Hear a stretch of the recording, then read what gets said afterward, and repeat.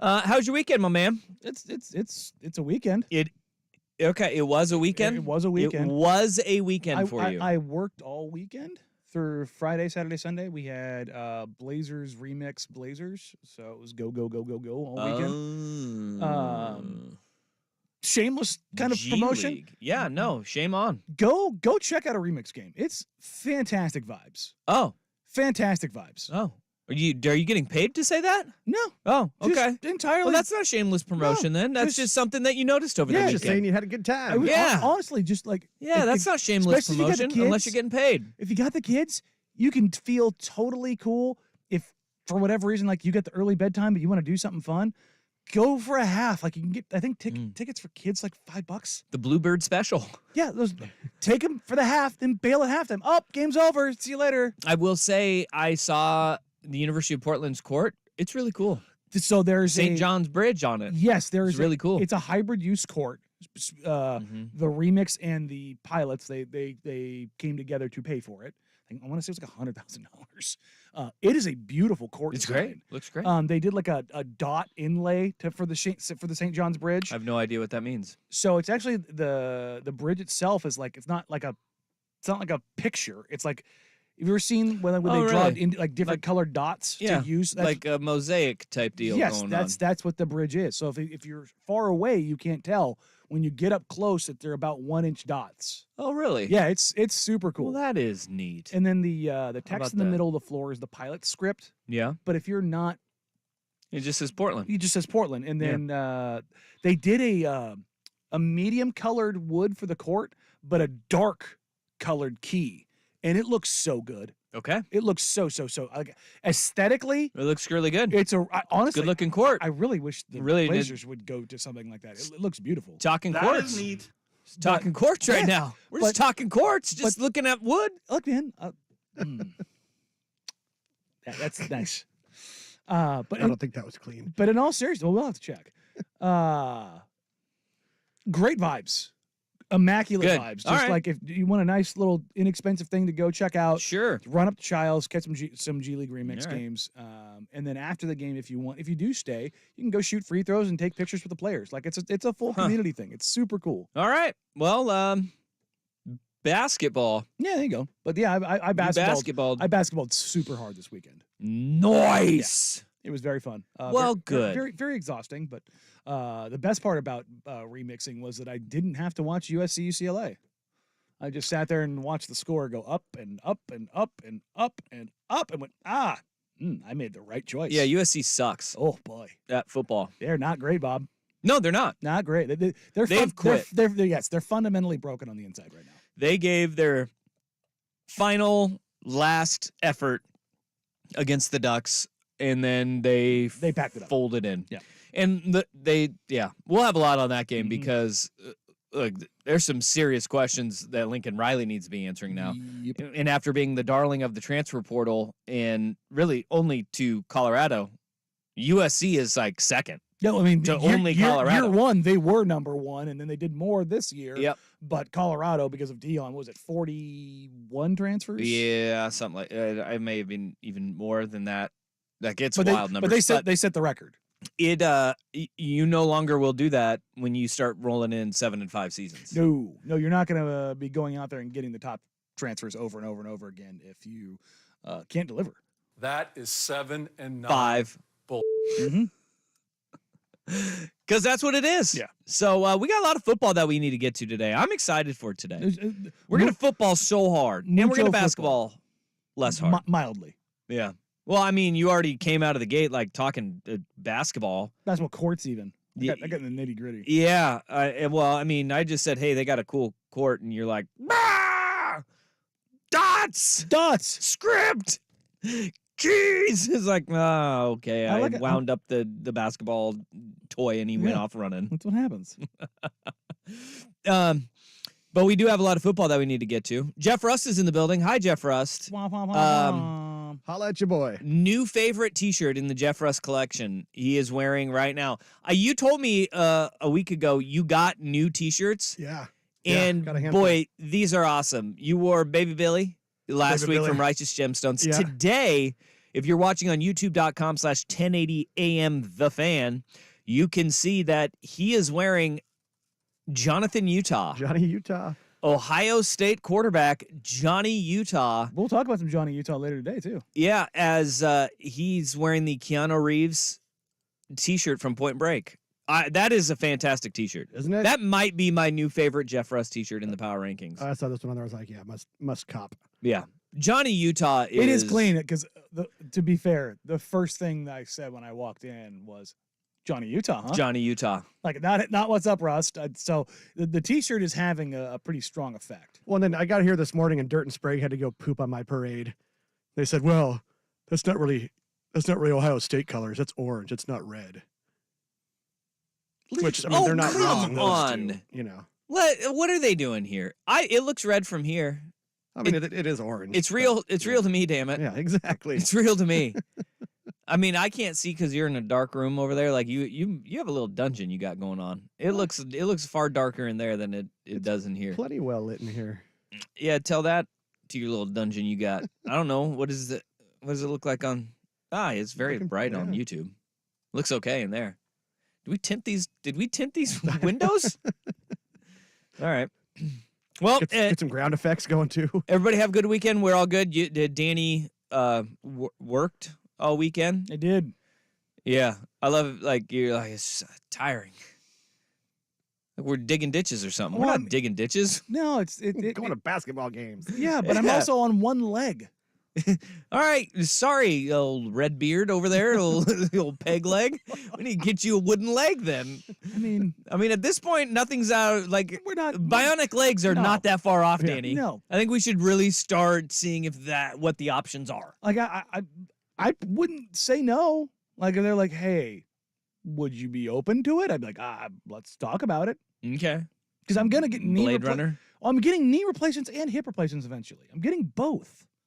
Yeah. So like we're not that far off. Like That's Blade Runner. I will have more metal in my leg than bone from the Let's hips do it. down when we're all done. Let's do it. Let's see if we can get like we can get you like a deal, like a buy one get one free on the bionic leg deal. Right? Just can't let him go work for Skynet. I don't think we have to worry about that with Danny. I have a feeling. So they have a basketball team. I am Skynet. I have a feeling we don't have to worry about that with him. He is I don't think he's passing their security protocols. not anymore. The Terminators are built on my mind. Come on now. Not anymore. Not anymore. I think you blazed right past that. All right. Coming up on today's program, we will talk. You mentioned we will talk about Utah. We got a lot of Pac-12 football to discuss today because for USC it was the end of the regular season. For most, this was the second to last weekend. Now we got rivalry weekend really coming up, even though we had big game last week, Cal Stanford. That's as much Cal Stanford we're going to be talking. So there's our There you recap go. of Cal beating Stanford in they big played. game. Yeah. Did you know? Yeah. Nope. Did you know? No Yep. idea. So that's big game. We got that out of the way. Woo. Was really worried about that. But we have the other big rivalries that are coming up. We got Oregon State. We need to start diving into that, and we will. We got a little Apple Cup news, but we have to digest what happened from the weekend that was because, holy moly, Ducks cruise down in the desert. Beavs and Huskies play a tight one that we expected to be a tight game. What does the national college football landscape look like? And then we got a whole heck of a lot of NFL that we need to get to as well, including Brandon Staley.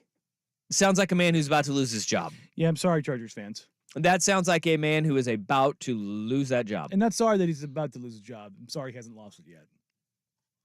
Yeah. I ran Wait, into you cheering for people to get fired is a new twist. I ran into some Chargers fans. You become addicted to it now. No, I just ran into Chargers fans at the game last night. Yeah. And we were talking football before the game, and all three of them were like, I just want to see him fired so badly. Yeah, and that's why you've become addicted to it. Like you got your Alex Grinch and your Josh McDaniels, and now that was just the taste. Yeah, Like you're going to be calling for everybody to be yeah. fired, and Yeah. I don't like that. Yeah. I don't like people I don't like people getting fired, but Brandon Staley does need to coach somewhere else next year. Yeah, that's the way I go He about needs this to coach now. somewhere else next year. How about You need that? to coach somewhere else. Yeah. Yeah. That's what I said about Alex Grinch. You don't gotta. You can't stay here. You got to go somewhere else. Just Dang.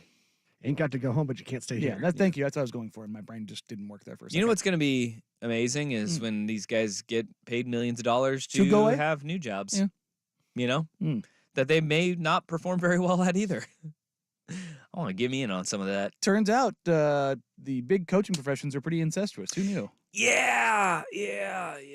You talk to some NFL guys, especially like the old school NFL guys, it's getting better, but it's still there were guys that were position coaches in the Just NFL get where they were recycled like everywhere. this guy doesn't know what he's doing. No, and yet Yeah, they were there for 25, 30 Mhm. years, and it's like, oh, this guy's an old wily vet. Mhm. It's like he's not good at his job, though. Mhm. You know, he didn't know what he was doing. you didn't know what he was doing then Yeah. or now. It's getting better, though. They have a lot better young coaches. Mhm. All right, hey, let's get to the football, shall we? Hmm. Because the game of the weekend in college football, it lived up to the hype, came down to the wire, and the Beavs are kicking themselves in the wake of it. Danny and Dusty on the Fan. Just looking at wood.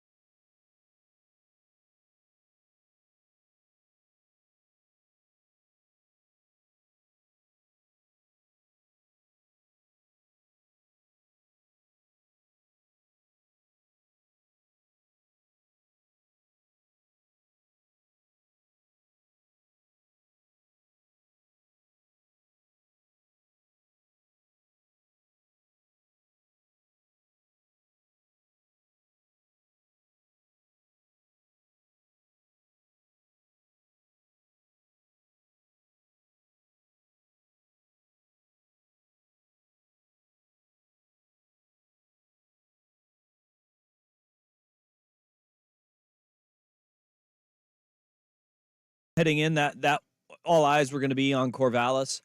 And I am disappointed that it played out the way that it did because, look, I want the Beavers to win that game and have a lot of hype in the Civil War, but we talked about this on Friday. Washington just wins. Yes. They have all season long. They find ways to win these games, and that's why, on Friday when we made our picks at the end of the show, I was like, Washington, because they just find a damn way. And this is the thing about Washington is that I thought Oregon State, I don't think you could play that game better defensively than what Oregon State did. No, they beat the hell out of Penix back there. They were physical with their wide receivers. They controlled the running game. I mean, the weather certainly played a part in the passing games for both quarterbacks being almost non-existent because, my God, it was pouring, it was ice cold, it was miserable. Until the fourth quarter, right? Until the fourth quarter, you had a little bit of a reprieve from the rain there. And then this is what great teams do. No. This is what elite teams do. And this is what elite combinations do.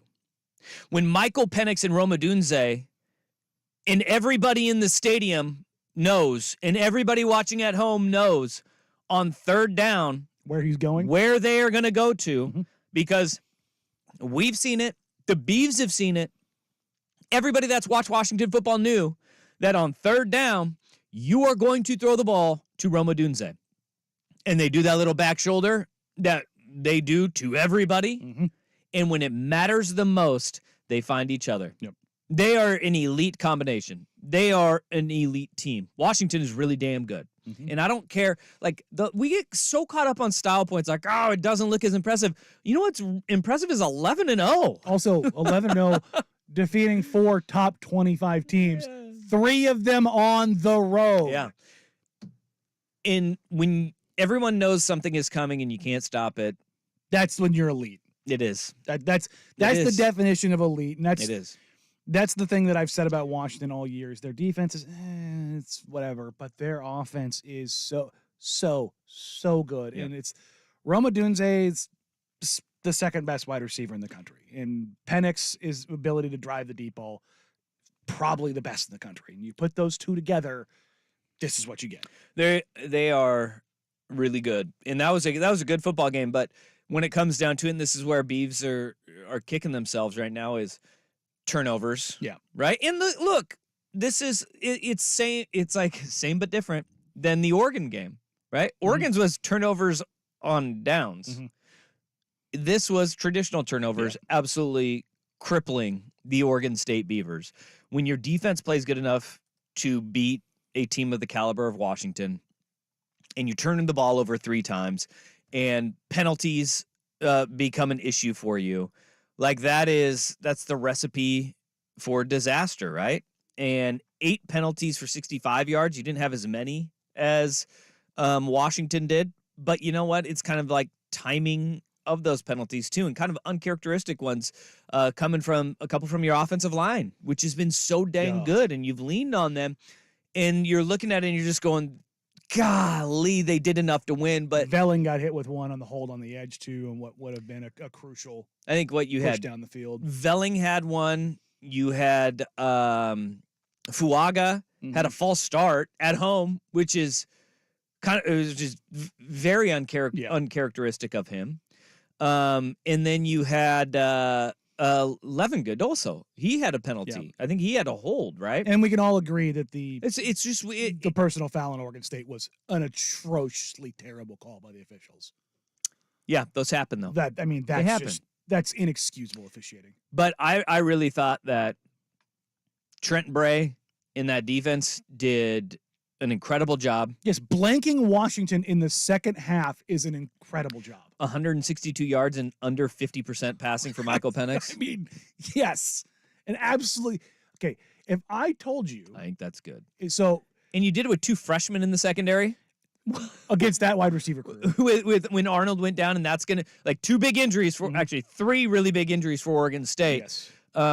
One being the Arnold injury where he goes down and he's in a boot late in the game on the sideline. And then you had Hanelli Bloomfield going down. And then it's not just that he went down, but also Grant Stark, the Thurston product, he was not available to go in for Bloomfield. And so then that kind of compounds everything for the Beavers on the offensive line because your strength now has got a very, very, very big hole in it when you have that depth issue. Yeah, and Oregon sorry, State. go ahead. No, say when he went down with the injury, Oregon State ran counter the opposite side. I think trying to get him a little bit of action. Yeah. Thule, the 370-pound monster that Washington has playing the zero technique, he submarines, takes out the fill-in guard, reaches out with one arm and grabs Fenwick in the backfield, puts Oregon State behind the sticks immediately on the start of that possession. And you just see like, oh, this is going to be tough. And you saw how Washington was doing just enough to attack some weaknesses, particularly after, you lose your starting left guard who's a dude. And just putting Oregon State behind the sticks. And you look at those last couple drives but for Oregon State offensively. They got behind the sticks so often. I don't want to say they got predictable because I think they did what they wanted to do, which was control the ground game. So often in college football now, you quote unquote can't run on first down. Yeah. Oregon State did and has, and they've been effective with it. And they were very effective running the ball. They ran all over them. Just handed the ball off over and over. Was it the most effective? You take away the negative sack yardage, and they ran very well. No, they did, and they got Damian Martinez going. I was a little surprised that Deshaun Fenwick didn't get more carries, only 4 carries for him. Like we talked about this on Friday, and one of the things that I've been watching is how many rushing attempts Oregon State is having as the season goes on. How much are they going to lean on it? Traditional rushing attempts, it was they were at 34 in the game because DJ's you have Fenwick had 4, Martinez had 4, the third string kid I think he also had 4, so you had 26, 4, and 4. You're at 34 traditional run carry. I thought we were going to get more, right? But They did have some scripted stuff for DJ. The quarterback draw in the fourth quarter where DJ carries 5 guys. You're just like, okay, they want this so bad. But back to the Oregon State defense, they blank Washington in the second half. Yeah. And if I told you that Washington, you take away one possession as they go into the first half because they just had nothing there. There's only a couple seconds on the clock. If I told you that you gave Washington 9 possessions and they came out of there with 22 points. And the team that they were playing against was a top 12 program in the country. Would you think Washington won? with this team, I would go. I don't. You would lean no because it's 22. It's not 36. With this team though, you're like they got that feeling about them. But they just win. But to your point, no. Oregon State felt like they did everything they needed to do. But they just gave Washington too many opportunities by not taking care of the football. That is everything else. Everything else, I thought they were fine. Not even fine. They were good. Well, I will say taking care of the football and converting on third down. Yeah. They were atrocious on third down.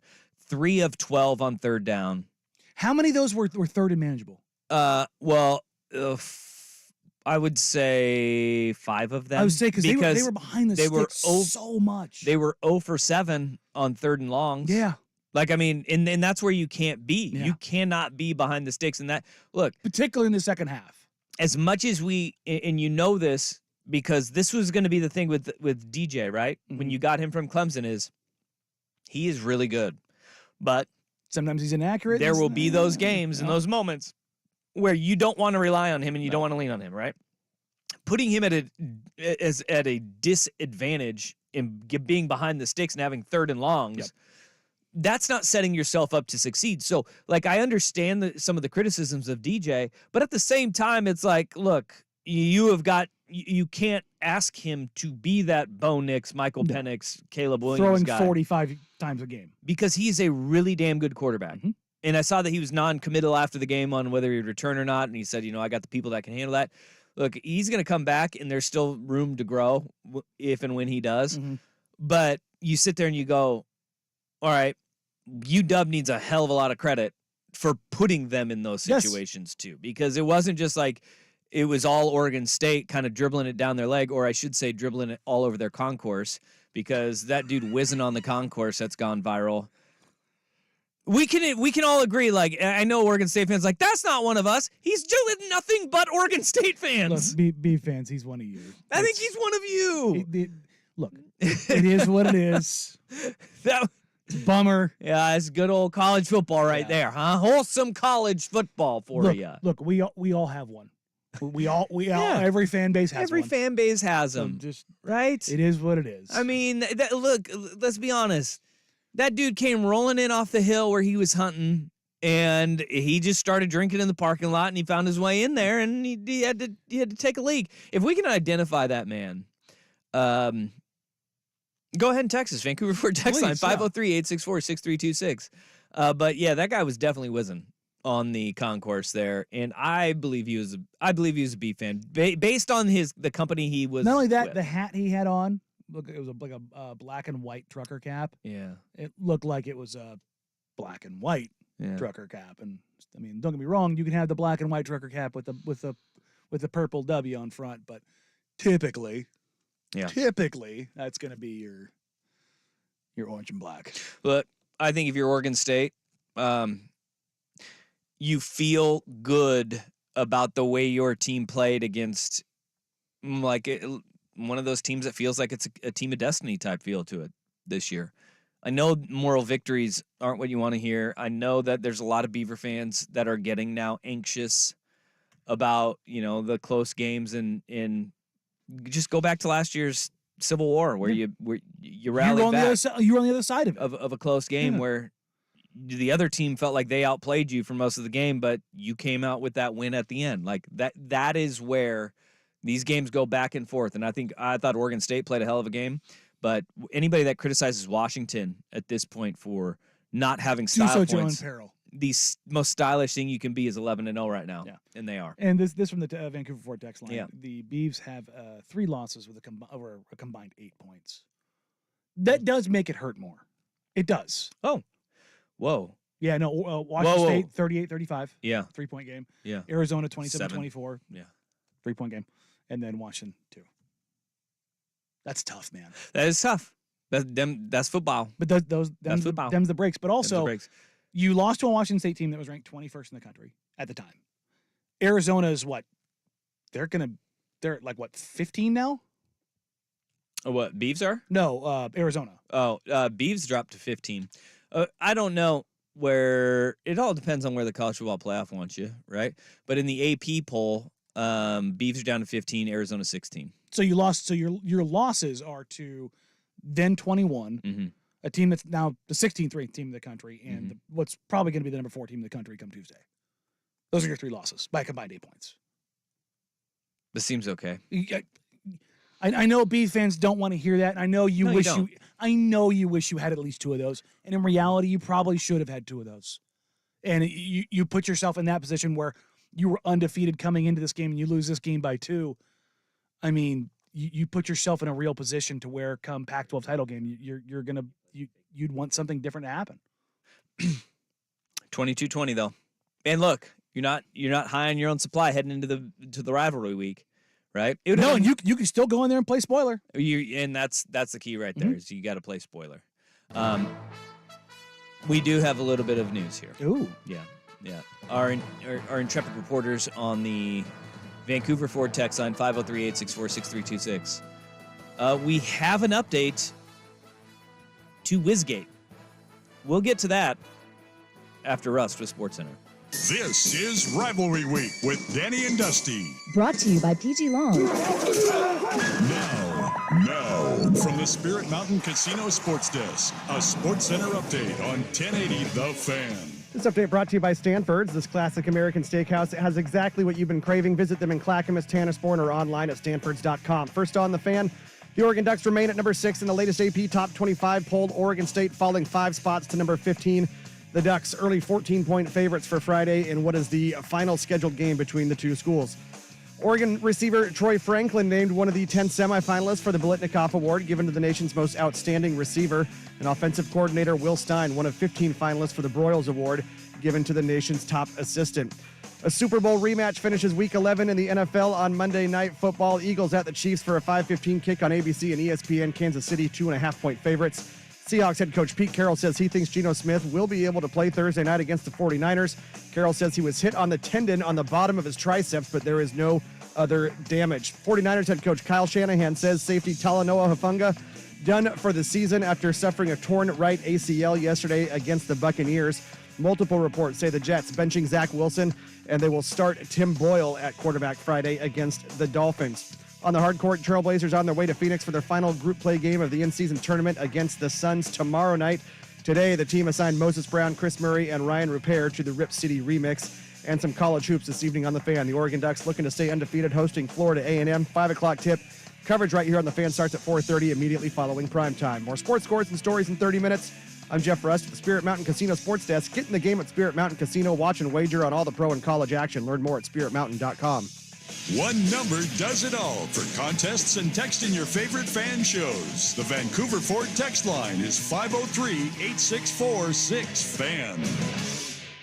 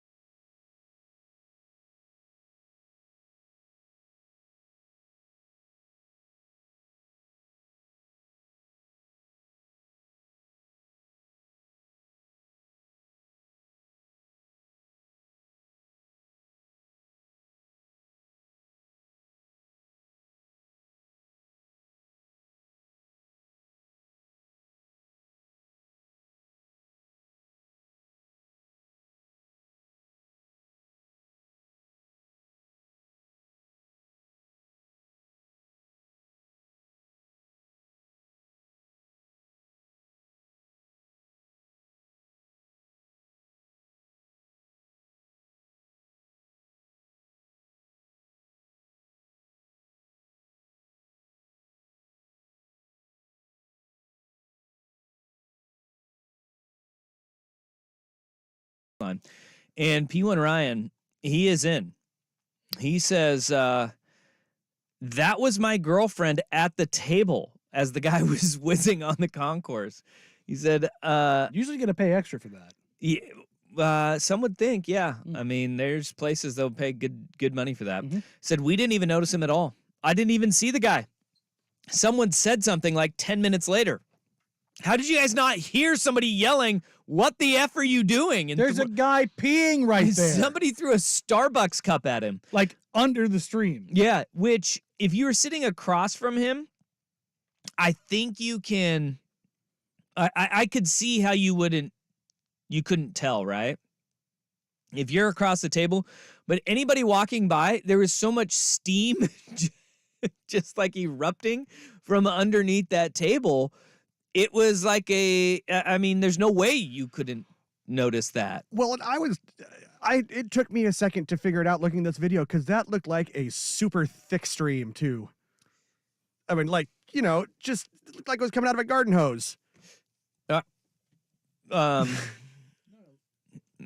Let him keep going. Let him keep going. Yeah, keep clarifying this. I'm just saying. So what are we Like critiquing somebody his squeezing out of a urethra water size? bottle. No, I for a second I thought it was not whizzing. What did you think he was doing? I literally, due to the size of the stream, I thought squeezing out a water bottle, something, just Yeah. somebody being weird. But yeah, Hey, all that this tells me, though, is that the environment was elite at the game. though. Right.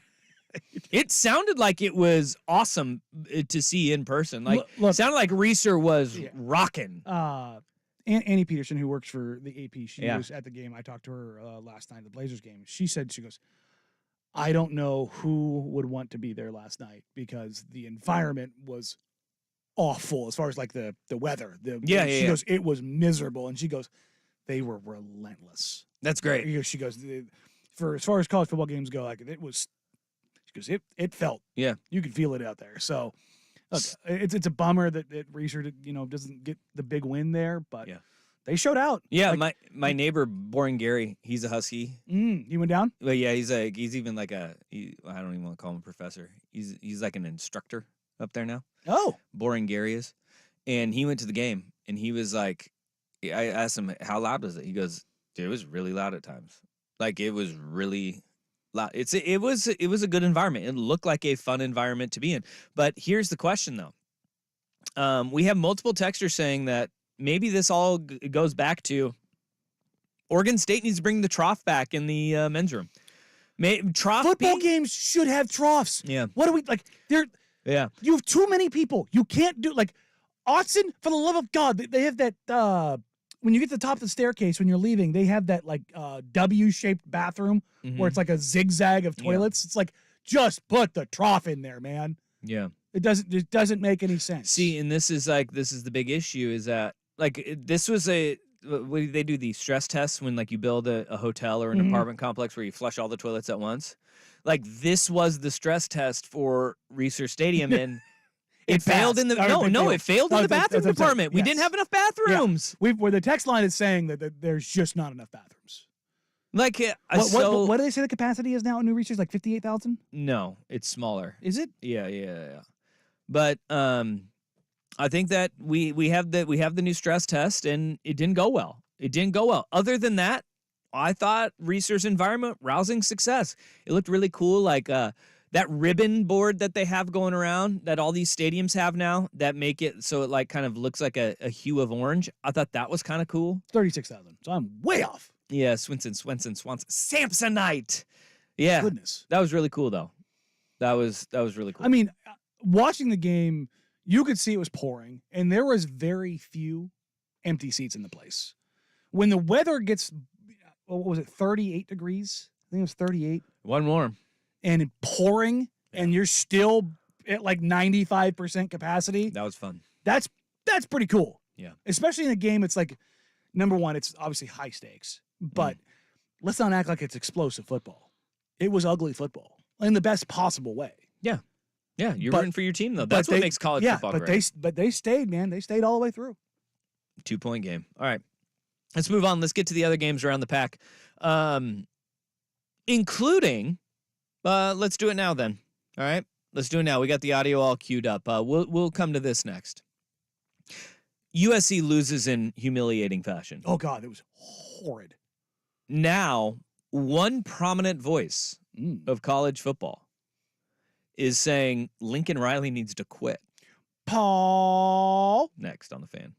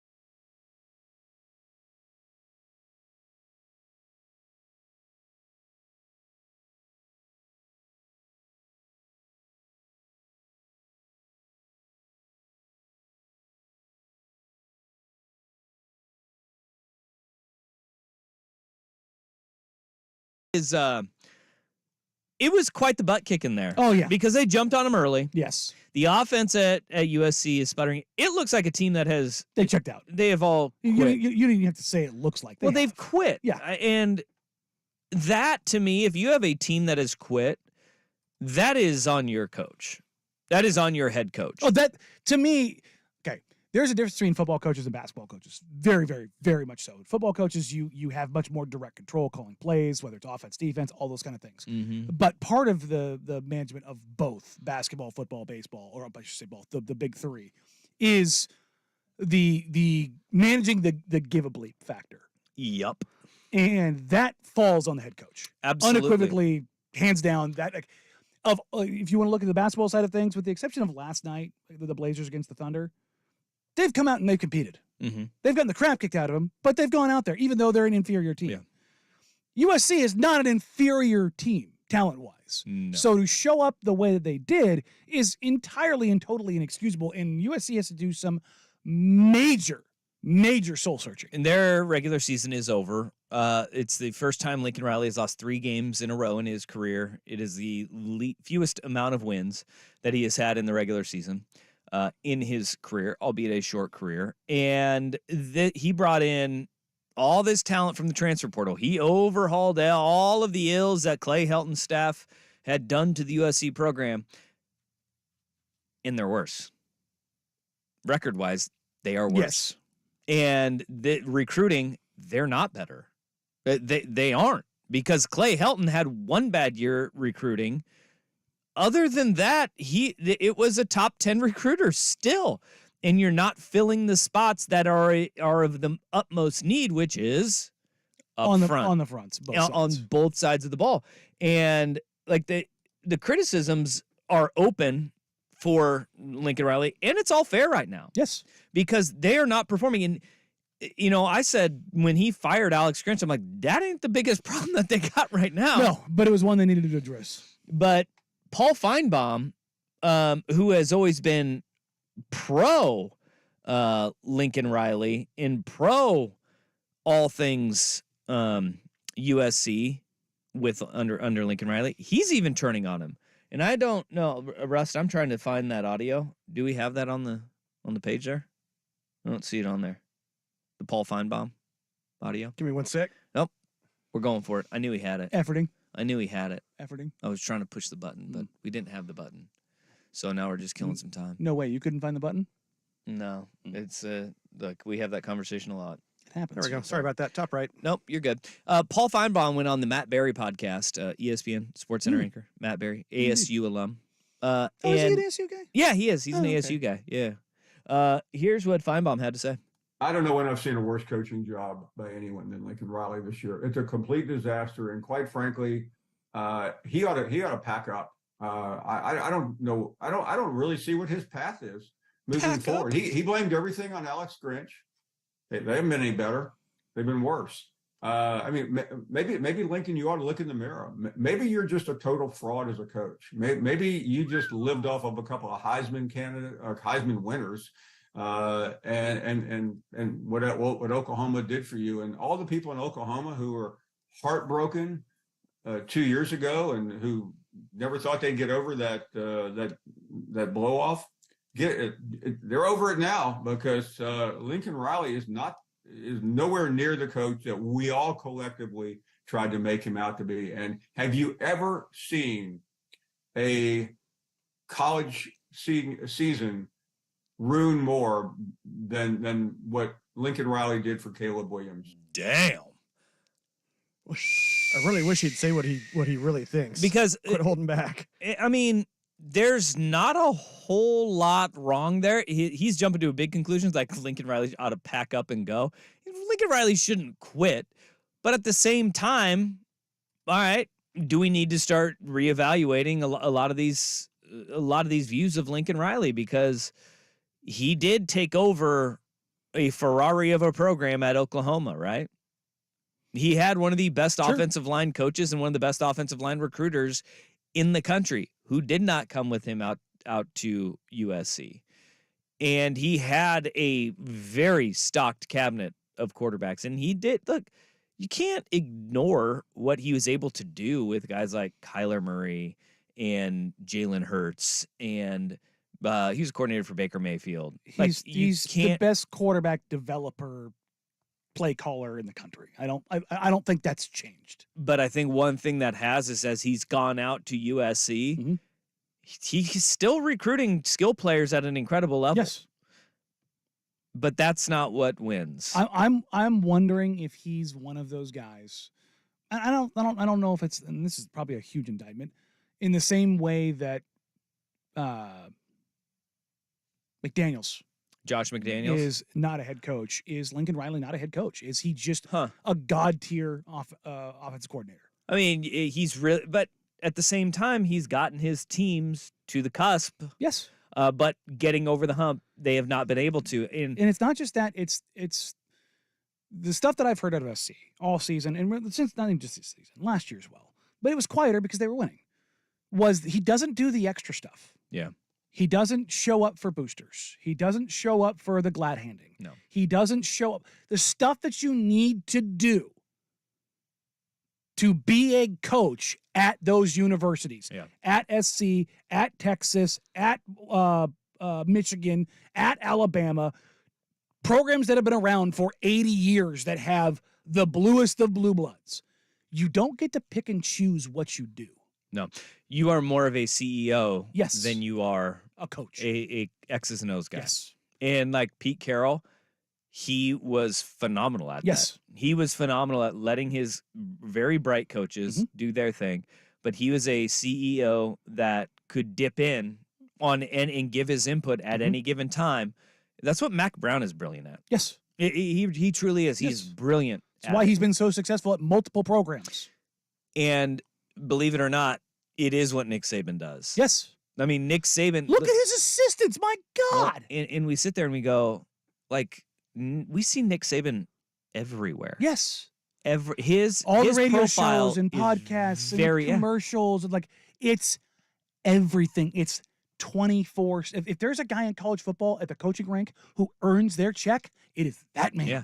And that, like, although we think of him as this red ass who, is always upset even right after they win a national title, he knows how to play the game. He's shaking hands, And kissing babies. That is something that when you are at one of those mega programs, you have to be able to do. Yes. And he has not, Lincoln has not done that for 2 years. Yeah.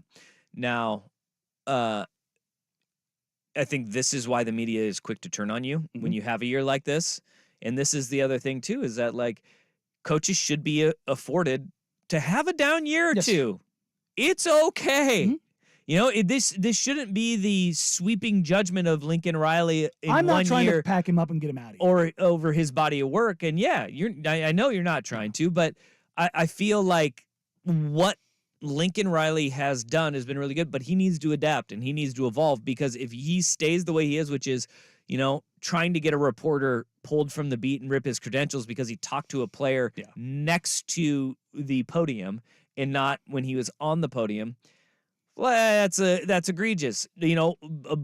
Graying out an entire dormitory's dorm room so they can't overlook your practice field, that's a bridge too far, right? And when you lose and you have these hiccups, this is where you sit there and you go, all right, something needs to change. And Nick Saban, to his credit, like he changed. He has changed a lot. Multiple He's times. softened. He knows publicly he had to soften up because he wasn't the unstoppable force coaching anymore. Now, this is where I think for Lincoln Riley, the one thing that Feinbaum said is, and I think this is going to be very true, and we'll see where his career, that pivot point is, you need to look in the mirror.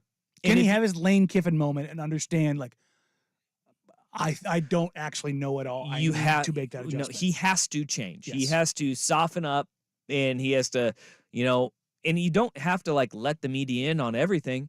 You just have to let them feel like to play the game. Yes. And he doesn't do a good job of that at all. And if he doesn't next year, I think that's where you start going, okay, I this is where talked we have an issue. to most of the USC press that was up for USC Oregon. And that was the prevailing sentiment. It's just like, come on. Like what are you doing here? What is the veneer of last year wore thin very quickly because he's not doing the extra stuff and he's doing extra stuff to piss people off. Yeah. And that you can't look, you can be prima donna-ish if you're winning games. Yeah. Like remember, beginning of the season with Prime.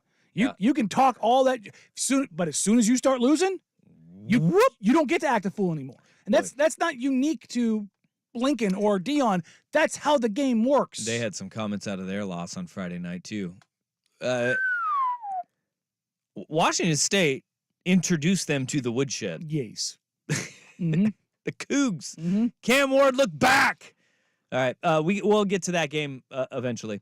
But how about the bodacious performance in the desert? Bo Nix and the Ducks. They made quick work of Arizona State. Danny and Dusty on the Fan.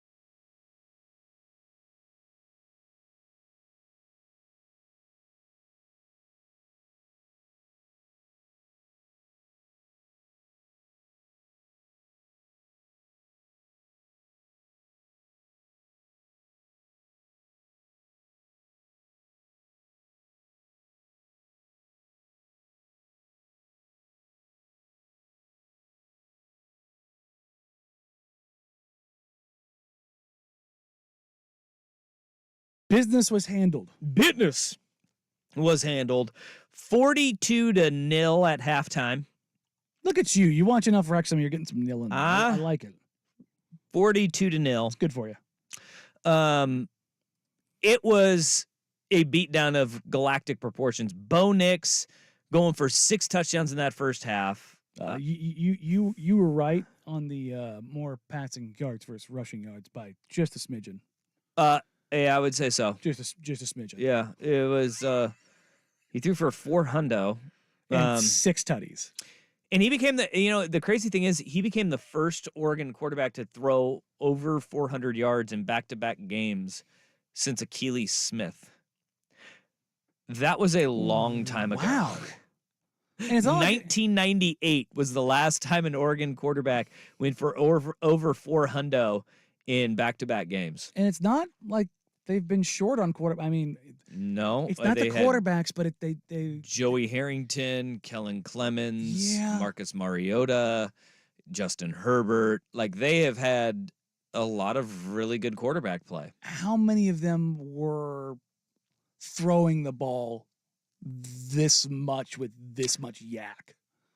Well, I mean, Justin Herbert could have been. Because as I say, the coaching there limited what the offense the is chances different, there. and this offense is explosive. Yes. But in every sense of the word, it is explosive. And it was, I mean, you want to talk about not playing with your food. That is a game where you absolutely do it. And Kenny Dillingham's squad, and Dillingham after the game said that, he thinks that this is the best team he's ever faced, including the Georgia team that they played last year. That's hyperbole. He's trying to get He's gassing his guys up. his quarterback, his good buddy, Dan Lanning, who he's friends with and coached with, trying to get them a little bit more love. But the performance that they put on was incredible. It was. And it was historic too. I mean, you have Troy Franklin setting the mark for receiving yards as an Oregon Duck. And I don't think like this conversation of, is Troy Franklin the best receiver that Oregon has had? Yes. Troy Franklin is not just we were having this conversation in the break. He's not just an NFL receiver. He is like a number 1 NFL type. He is got the speed. He is one of the best route runners in the country. Mm-hmm. And he is everything you would want from a number 1 receiver. If you're in, God bless it, he is wide ass open a lot. Yeah. And when everybody knows the ball's going to him, 11 finds his way to be by himself. In a lot of space very frequently. I would like for people to start guarding him. Like I just throw that out there. No. 3rd down, go ahead, and you might want to guard him. No, I mean, if you're Oregon, don't. They tend to love that. Yeah. We disagree a little bit on where I think he's a very good wide receiver. I think there's a delineation between Odunze Harrison and Troy, but I'm talking about, or guys that can be quite literally one of the 5-6 best wide receivers in the NFL, and Troy being like a very good wide receiver. Like I don't think there's anything about him that says he's some kind of product of Bo Nix or the offense or anything like that. He is a dude. I just look at the other 2 guys as being even more of a dude. That's the only real separation that I have. But he has been fantastic by every measure. And the thing that coming out of this game for me that is not getting the love that it should, and there's already the national narratives going in other ways, Bo Nix should be the runaway Heisman favorite right now. He should be the runaway Heisman favorite right now. Yeah, Jaden Daniels is getting that little push yet again. I think the latest that we have for the odds for the Heisman, I think it went back to Jaden Daniels. Yes, he's the favorite. He's the only one in minus money. Okay. And then Bo Nix is right there. Look, this comes down to Bo Nix the next 2 weeks. Then you can have that conversation, right? And then if he goes 2-0 in the next 2 weeks, I think Bo Nix is probably your Heisman Trophy winner. But you got to perform in these next 2 games in order for that to happen. And look, Jaden Daniels is the product of the SEC hype machine. We talked about him last week. His numbers are incredible. Yeah. They are. I mean, he has put up insane statistics, and he's taken over games at times. Okay, the moments are not there. The 3 best teams they've played, they have lost to. Yeah. You know, and for Bo Nix, the best team that they played, they lost to as well. They lost to, but it wasn't because of Bo Nix. Yeah. And I think that's what LSU folks are saying. They're just looking at the raw numbers. But in a year where nobody's really pulling away, and I think that there's a prime opportunity for Bo Nix to be there, especially when, you know, they're playing at the level that they are, and he's able to throw for 380 yards in a half.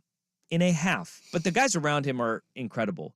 Like, I love that Bo Nix gets criticized for not pushing the ball downfield well enough and, you know, throwing short ones. And Troy Franklin gets criticized for not being that big play receiver when they're thriving off of yards after catch. He is a yak monster. Get ball in receivers' hands and pretty important to do something with it. No, Troy Franklin is probably top 3, not just in without even looking in yak. Yeah. But what he does with the he's pretty good. He makes dudes miss. Yeah. He's incredible in that vein. Also, out of this game is Bucky Irving crossed over 1,000 yards. How rushing? I didn't watch much of this game because it was so sideways. How did the ankle look for him? He's okay. Because maybe in the USC game, he came crazy. He came in with like 2 pounds of padding on that ankle. He has had a lot of those, and now he joins kind of that list of Oregon running backs, that 1,000-yard backs. It's really hard to rush for 1,000 yards. I think that like here in the state of Oregon, we get a little bit spoiled with how many great running backs that we've had come through here, year after year after year, whether with it's both Kenyon Oregon or Oregon State. Yeah. No, it's both programs. They pump them out. Yes, and we don't understand just like it's not normal. And the fact that that's not normal to have that. Oregon is doing this with 2 running backs and in Jordan James as well, who's a phenomenal running back. And look, if Noah Whittington is healthy, you have that Kenyon LaMichael kind of 1-2 punch in the backfield. Like, that was so special back there. But that is a crazy thing to think about, is Bucky Irving splits carries, doesn't play in the second half a whole heck of a lot, and crosses the 1,000-yard mark and joins that elite company in Oregon history. He's 25th in rushing in the country. It's pretty impressive. Yeah. Pretty impressive. Seeing Bucky in person, and he is the guy to me that has been so much fun to watch. For a guy who's not that big to consistently run guys over, but also have the ability to make everybody miss, not only in the wide open field, but in a phone booth. Yeah. He will make guys miss who have no business missing him. Yeah. And that doesn't matter who they're playing. It doesn't matter if it's a great defense. It doesn't matter if it's a bad defense. He doesn't feast on bad teams. He is just a dude. And there's just something about him that you're just, it's hard to put your finger on just how good he really is. But he's more than just a luxury. There's just, I don't know, man. I can't really quantify like how special he is for that team. But there's just something about him that I just can't really get away from. Yeah. Yeah. And it was a big day for Bo. You see Dan Lanning got a big contract, a bump too. No, I didn't see that. Yeah. So coming out of that game, Lanning, because of all the escalators and kickers, and he gets a 1-year contract extension. Ooh. And yeah. And plus another $1 million in deferred payment. So that'll push his pay up to like $8.2 million. I think James Crepea, Oregonian, had that. Okay, nice. Yeah, that's a nice little bump there. Yeah. It's good to be a coach. Lanning's a hell of a coach, man. He's doing a really good job. But I think this is the week, and we're gonna have plenty of time to dive into it. This is the week where he's got to exercise some of the demons that, fans are starting to wonder about. You're 0-3 in rivalry games. You lose twice to Washington. You already are 0-1 to Oregon State. You have got to get a win because you are a more talented team this year, and you have a whole lot more to play for, and you cannot be spoiled by the Beavs. No. You can't. I mean, you can't do it. No. This is a non-starter. Like, this isn't like a fireable offense, but the pitchforks will come out if they drop this game. Yeah, that's right. All right, 503-864-6326. That is the Vancouver Ford text line. Hey, let's go to the NFL. Let's do a little trip to the NFL, shall we? Let's do it. You want to do that? Yeah. The Seattle Seahawks, right here on the Fan, fall to the Rams yesterday, 17-16, but they may have lost a lot more. Danny Dusty.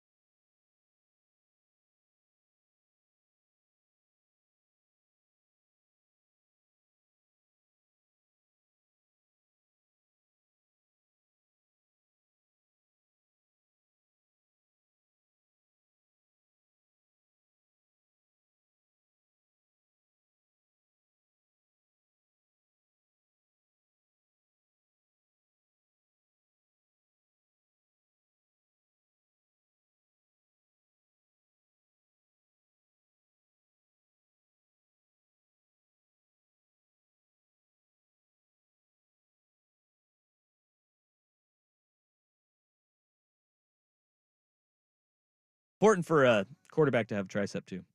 I mean, debatable. Throwing football. Yeah.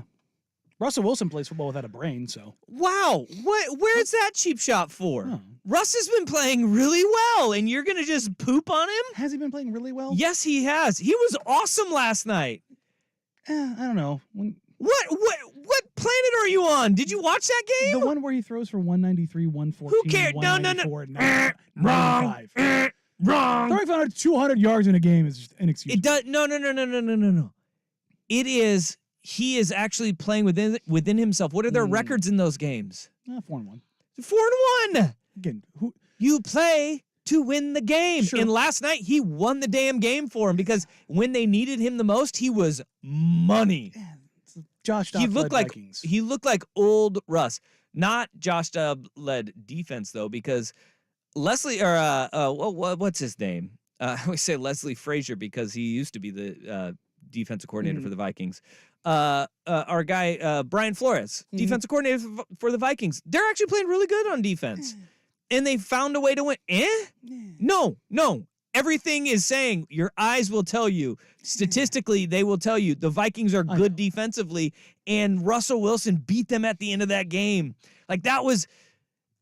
I can't believe you have forced me into Russell Wilson defense. He is Russell I backed Wilson. you into that corner. But you know what? I've done this several times this year because I'm all about fairness. Be fair to the guy when he's playing really well. I don't like Russell Wilson. He is playing really damn well. He was I say great last night. Good. I say great. I say good. But back to the Seahawks. That game was a travesty. They need Russell Wilson. Yeah, that game was a travesty. Oh boy, that was ugly. It was very, very. What is it about the Rams and the Seahawks that no matter how bad both teams are, good both teams are, that it always turns out like this? I don't know. Sean McVay has Pete Carroll's number, and it was a stinky line. I took the Seahawks in this one, and Vegas had them pegged. -1, and the score is 17-16, and I'm just like, I hate you. You have a 9-point lead, and I'm like, heading into the fourth quarter, 9-point lead, feeling okay. And then Geno gets hurt, and I'm like, oh, crap. Well, yeah, Drew Lock couldn't have played any worse than what he did. Yeah, and I feel for Drew Lock in that situation because, he hasn't played in like a year. Right? And but when he has come in, he looked okay earlier this year. When he got in, it was like, not anymore, man. That sucks. And then unfortunately, what cost Seattle a lot too was that mysterious defensive PI. I want to get to that because penalties were an absolute joke and a killer for the Seahawks. And 12 penalties for 130 yards is unacceptable. That's and wild. You cannot win games, especially when your quarterback is injured in the fourth quarter. 21 penalties in a game. When you have that many penalties going against you on the road, it's like good luck, Chuck. But what he is, what old Mr. Rust over there, Johnny Utah, is asserting, the Devin Witherspoon pass interference on Puka Nacua in the end zone. Yeah. That was BS. There's nothing in that. Just atrocious. I'm a wide receiver that calls DBs cheating bastards because they are. Yes. At all times. There's nothing in that. There's nothing there. There's nothing in He that. tripped. I think on his own guy. But Puka Nacua initiated contact with Witherspoon and then fell over and got the PI call. Yeah.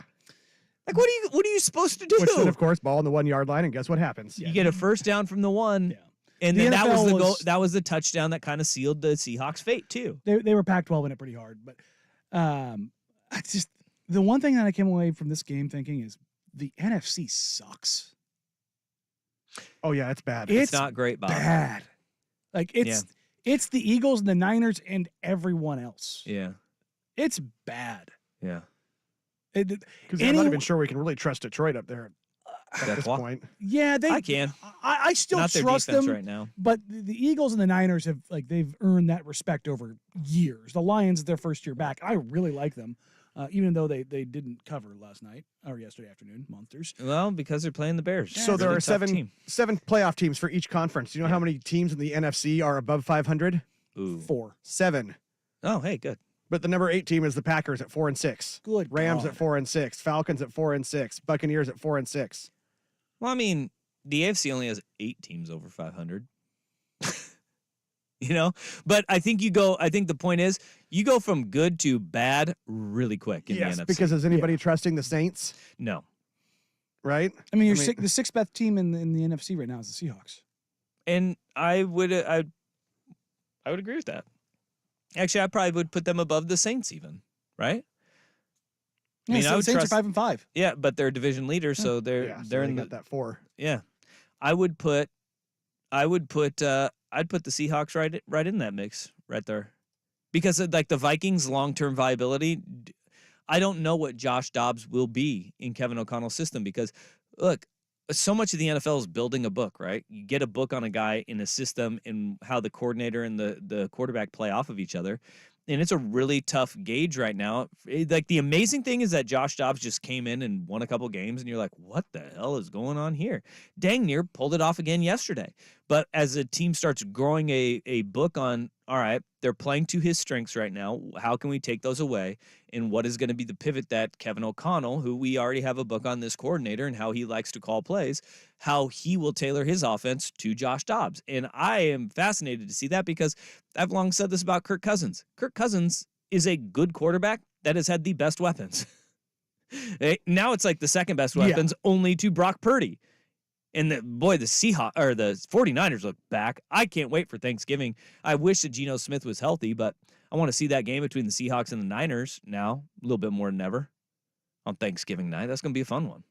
It's going to be a real fun one. The NFL has gotten this right with their scheduling coming up. Yeah. They have perfected the final 5-week stretch. Yes, they have. Perfected it. You're right. Because it's boy howdy, nothing but division games. Yeah. And then your tougher cross division games. Well, and now you actually have a Thanksgiving Day that matters. I mean, I remember like a couple of years ago, it was just like we looked at the Thanksgiving days and everybody was like collectively, ugh, right? Yeah. You start out Packers-Lions in the early one. Usually it's just been because it's the Lions having to play and we have to watch the Lions. Well, now you're like, hey, Lions. That's a good team. Yeah. It's a division rivalry. Jordan Love. Can we talk about Jordan Love actually looking good yesterday? I will push back on good. I will say functional. Danny will never change his opinions on a quarterback after he has made his opinions on the quarterback. He made a couple throws, though. Sure. That were like, actually, that's a big-time throw. Sure. That's a big-time throw. And he had a couple of them where you're just like, oh. Once I make my decision on you, you got to go a whole year. But before that's fair. But he actually looked functional. Yeah, for sure. You could throw him out. He threw for 300 yards. Like he was balling. He is the Chargers. We are being subjected to Washington though. And did you watch any of that game against the Giants? Yeah, Tommy DeVito versus Sam Howell, the Sackapalooza that it was. What was it? 13 combined sacks in that game. Sam Howell making some head scratchers. He got lit up on a play too, where like that goal line play where he got in and he just got rocked. I mean, it was just like, are they gonna kill him? Are they gonna, because it's not like Joe Burrow, where Joe Burrow was like taking hits, but he was going down soft. Like Sam Howell is getting like smashed. Yeah. And so is old Tommy DeVito. Thibodeau got the personal foul flag thrown on him for bringing the two-handed hammer on top of his helmet. I was like, ooh. That's an old school move. That's a Deacon Jones. That's a Deacon Jones helmet slap you got there. Let me go ahead and ring your bell a little bit. See how you feel after that. But Thanksgiving got Packers Lions. Then, as you said, Commanders Cowboys, which Cowboys looked really damn good yesterday. I thought they were going to cowboy that thing. But then they turned it on the fourth quarter. They left no doubt and they said, we're done. And then you get the nightcap is Niners Seahawks in Seattle, which will be, it's going to be cold. I feel like that game. If you don't have Geno, it's not going to be good. If Geno's healthy, then if Geno's healthy, it's going to get weird. Pete's saying he thinks he can go. There we go. Like he thinks he will go. I think that game has it. Like I don't think that the Seahawks are going to win, but I think that game has the potential to get weird. Just Thanksgiving in Seattle. Do you think of Seattle Seahawks and Thanksgiving football? No, I don't. That's the thing. Is like I feel like this has a potential to just kind of go sideways. I couldn't see. Like when I think Thanksgiving, I have to imagine Madden with the turducken on the field, and I can't see it there. No, and that's what I'm saying. Something about that whole situation just feels weird. It's just a Thursday night football game. It's in that slot, right? It's just a TNF game. Sure. You know, you're not wrong. So they're going to wear lime green? It's not a 9:30 kick in the morning. It's not, 12:30 in the afternoon. It's that regular Thursday night football slot. The most offensive like uniform matchup ever could be the lime green Seahawks against the traditional San Francisco 49ers. the Reds. Like where like just the gold helmet, even if they're in their white jerseys, it'd look like a clean traditional team, and then your green highlighter out there. That would be. I'd just be like, nah, I'm out. They'd be just twisted enough to do it, just to upset everyone.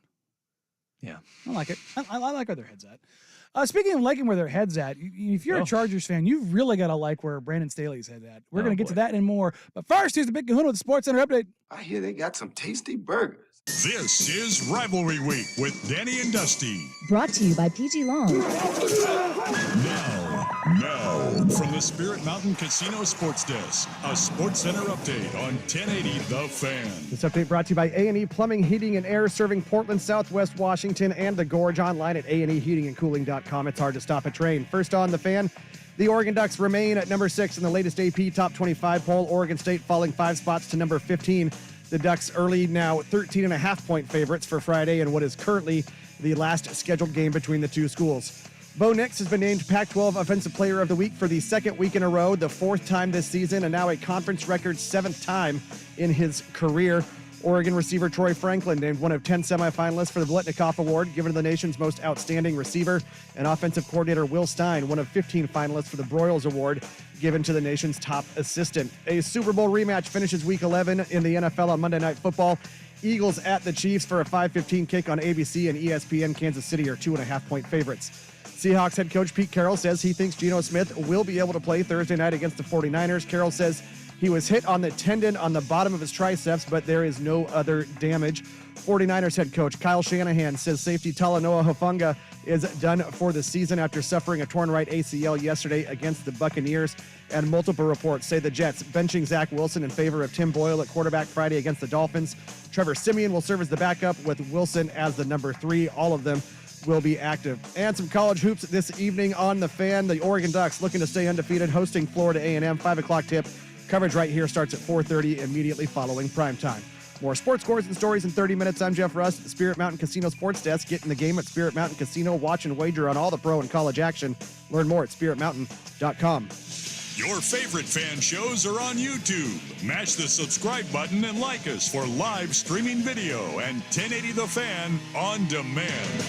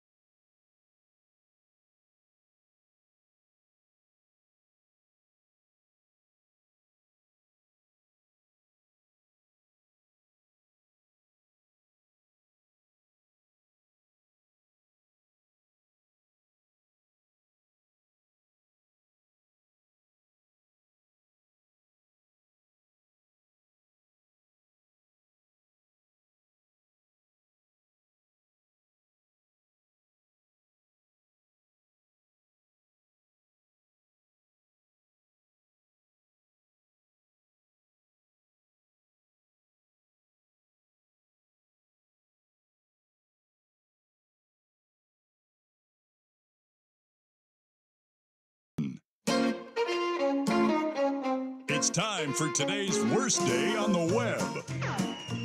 With Danny and Dusty on Odyssey and 1080 The Fan. Man, that sucks. I don't know. Maybe I am. Maybe I've got a little cowbell fever, Ooh, I got a fever. and the only Cowbell. and the only cure is more firings. I don't like that fever.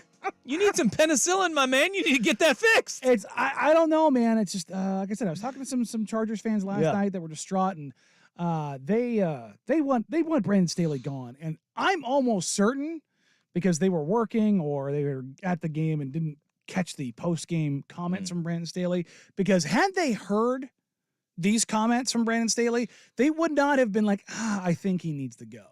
I think if they heard these comments, they would have been very fervent in their dismissal of Brandon Staley. No doubt about it. Because what Brandon Staley is doing to this team that is, we can call it what it is. It's one of the most talented rosters in the entire NFL. Like, if you just look at every level on both sides of the ball, they have got all pro caliber players. You look at it and you say, all right, what teams can say that? It is championship contending teams. It is a very short list. It's the Chiefs, it's the Niners, and it's the Chargers, right? You could say the Eagles are probably in that conversation as well. Outside of that, you cannot go through a team where you can legitimately say every position group has an all-pro caliber player. Yes. And the Chargers do. Yes. It's incredible to And see. And yet they're not good, and their defense is horrible. And remind me again, Brandon Staley, he does what? He was a defensive coordinator before he took over as a head coach. And post game, he followed it up with letting everybody know who's going to be calling the defense. I have full confidence, like I've told you, and like I've told you from the beginning, I have full confidence in our way of playing. Full confidence in myself as the play caller, in the way that we teach, in the way that we scheme. Full confidence in that. We got to bring this group together and do it consistently, okay? And that's where it's at. So you can stop asking that question, okay? I'm going to be calling the defenses, okay? So we're clear. So you don't have to ask that again. That sure sounds like some misplaced confidence. Yeah, and it's certainly some misplaced confidence, because their defense has been what's letting them down over and over and over again.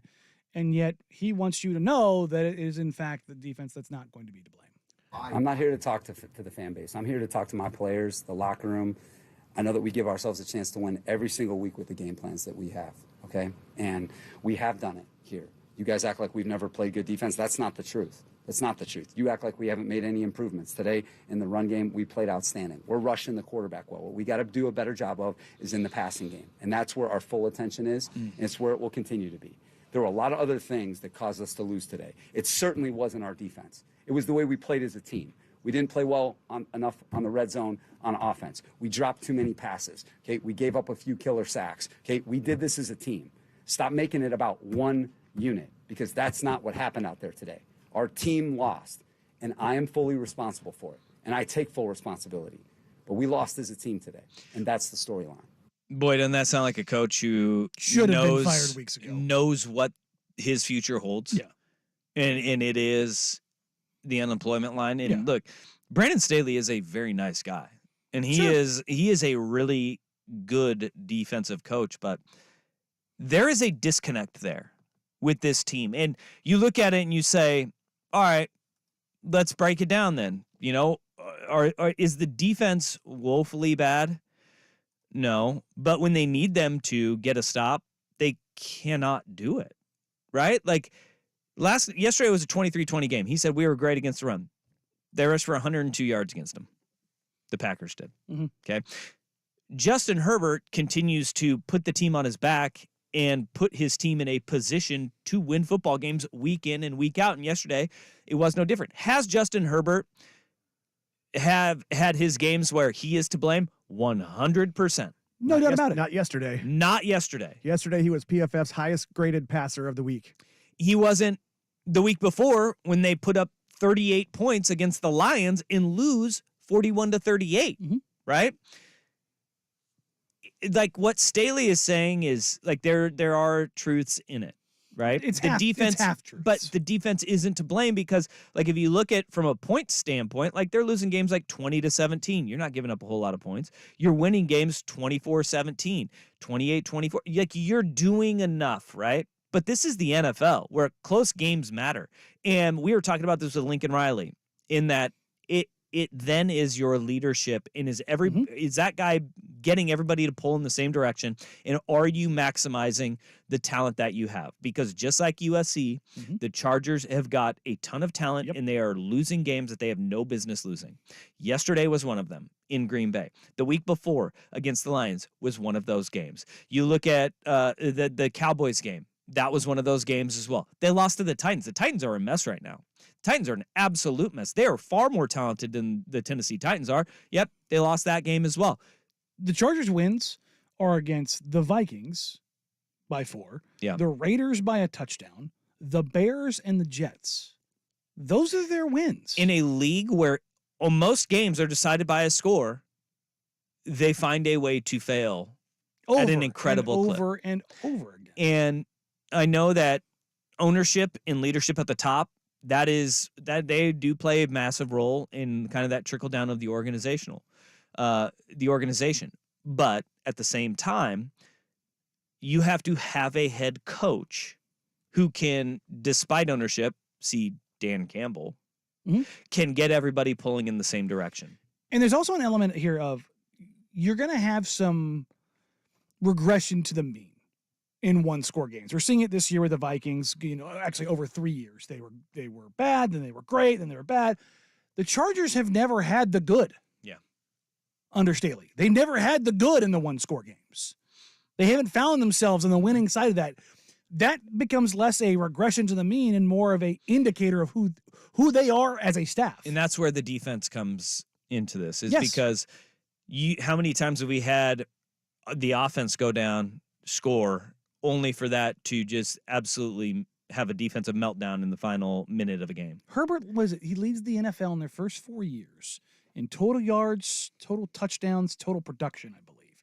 And heading into last night's game, he was 28-28. Is that it was? He was 500. No, he's 500. I think. Yeah, he's 500. They gave up 1,502 points. Had scored 1,502 points in his time. Like it's everything was quite literally 500. Yeah, and everything. You look at his production, and he's not perfect. I don't want it because I feel like you get he's from Oregon, so he gets like this defending Herbert. Yeah, it's like I'm not going to defend him. He's a Charger and a Duck. What the hell would I defend the guy for? It's he's been very good. Yeah. And yet, in spite of that, they fail so often. And it's not like they invent new ways to lose. They lose the same way pretty regularly, which is not stopping guys on the high leverage possessions. Yeah. And I know that in all of those comments that Brandon Staley had right there, I know that a big frustration in those comments is the first-round wide receiver dropping what should have been a touchdown to win the game. Yes. Well, and those drops they had yesterday were just all at the absolute worst times, it felt like. Not there's ever really a good time for a drop. No. No, there's not. But it was – and there is something, too, you let Jordan Love, a quarterback who's not good, style on you. Yeah. But there is something to, like, Justin Herbert throws a ball that has a lot of zip on it. Certainly. And he he had a lot of drops from his receivers in college too, where, that was a big thing about his, the naysayers of Justin Herbert. It was like, dude, he's hitting guys in the hands. They're just not catching the football, right? In college, you're like, that shouldn't be a knock on the guy. No. In the NFL, it definitely should not be a knock on the guy. No, because those guys should be catching. They should catch that football. And that one that Quentin Johnson had go through his hand was, it wasn't the worst drop of all time, but you're a number 1 wide receiver, first-round pick, a dude who's brought in to make those plays. That is where you feasted on at TCU. And he seal clapped the ball. Yeah, that was a weird play. It's like his brain stopped working for a split second. Yeah, he looked like a lineman trying to catch it. Yeah. Like he just was like, nah. Unfortunately, he doesn't have Warren Sapp hands. I think that what we hear from Brandon Staley is a guy who knows what we all know. He's dead man walking. Yep. and this is going to be a massive hire for the Chargers moving forward because, like, lost in all of this is that it's going to get worse before it gets better because of Joey Bosa's injury. Joey Bosa's foot injury is like that did not look good at all. Like anytime you have a guy who has his history of injuries, like you know when something is wrong with you because you're like, no, I've been hurt before. I know what it feels like. Yeah. That's Joey Bosa. Yes. He hurt his foot and he knew it. right away. Yeah. When he was on that cart and he was crying, I was like, oh, that sucks. That's a recognition of like this is not normal. That sucks. Yeah. And that is one of the most talented players in the NFL who does not have the best of ability, which is availability. And no, that's already a mark that's sucks. there. Maybe they should go next year and go find a good offensive coach like a Josh McDaniels. Sorry. I would love to see I almost got it out. I would love to see it. Let Josh McDaniels go coach that. Maybe we're wrong in all of this. Maybe it's not the Commanders. It's the Chargers that need to trade for Bill Belichick. Ooh. Nah. I don't want to see them have good things. I don't. Belichick in LA would be hilarious. lot of ring cameras out there. Lot of ring cameras. Yeah, out he's there. single, ready to mingle. Let's go. Listen, man. He's not a West Coast guy. No, it's the sun is quite literally too bright. Well, from one bad injury with Bosa to another in college football, Jordan Travis suffers a devastating injury. What does that mean for the college football playoff and the potential Heisman races that are coming up? Because that and more coming up here on Danny and Dusty, 1080 The Fan.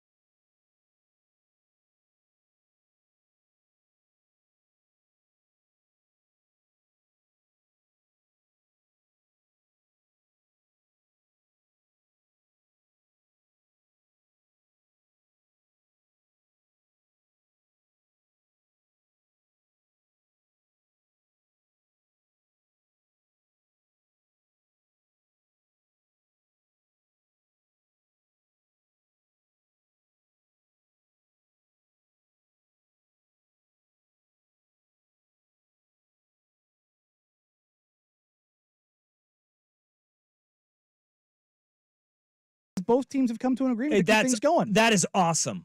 I love that. And I hope that we get this with Oregon and Oregon State sometime in the near future. If you look down at Oregon's schedule, it's going to be hard to do, especially next year since they have 13 games on the schedule because they have the game at Hawaii. And so they were able to add another one. So they've got Idaho, Hawaii, Texas Tech, and Boise State on the schedule. And the easy one would be to buy Idaho out of that game and inside Oregon State in. But then you're sitting there and you're going, that's a gauntlet, right? Like think about that gauntlet you would have to run through in your schedule, and that makes it very tough. Now, can you buy out any of the other ones without your full share of Big Ten money too? Because I mean, that's something that also needs to be taken under consideration is those bots. I hope it does mean a lot to Oregon, and it feels like it does mean a lot to keep this game going and keep this rivalry going continuously. And Washington State, they from the jump, they wanted to make sure they kept this thing going. Yeah, and I do believe Oregon and Oregon State want that to happen, but there's a lot of hoops that they got to jump through because there's not a lot of open spots when you look down because of the stupidest thing that college football does, which is scheduling decade in advance. Yes. And also the big part about this, and let's be blunt about it for all parties involved, is money. Yeah. And that's why the very first game in this new 5-year deal is going to be in Seattle at Lumen Field. Yeah. So it's going to be a 50-50 gate split between Washington and Washington State, which certainly helps the Cougs here. Yeah. But you do have to go double up into hostile territory. But you just say fine and you swallow your pride and you make it happen. But on the flip side, in the agreement, they will return to campuses and they will alternate from 2025 through 2028 between Pullman and Seattle. Yeah. So they will get the Apple Cup back in Pullman after a little 1-year hiatus. I think it's cool. Yeah. I think it's really cool and good on those two universities. For that getting game it done. Means a lot to the state of Washington. This game that we're going to talk about all week long in Oregon and Oregon State, we need to have it happen too because it means a whole heck of a lot to the people of this state and to the players that are from this state that play for each of these teams. And I know that those numbers are getting fewer and further in between of how many guys are actually local on each of these teams. But for those small percentages that are from the state of Oregon, it means so much. And that, like, it needs to happen. I hope it happens. Yeah. I think that it is it's a must that you get this done. Yeah, you just got to figure it out somehow, some way. Yep. It's not going to be easy, particularly next year, but they've got to figure it out. And they don't have the neutral site like, the Cougs or the Cougs and Huskies have either. Like Lumen Field isn't, even though neutral's in Seattle, but it's the fan base in Seattle is very big Washington State contingency too because it's a major city. And there's nowhere in Portland that they can go play at a bigger stadium. No. Screw it. Let's go do it at Hillsborough Stadium. Let's do it. We can pack them in there. We can pack them in there. Lots of SRO tickets there.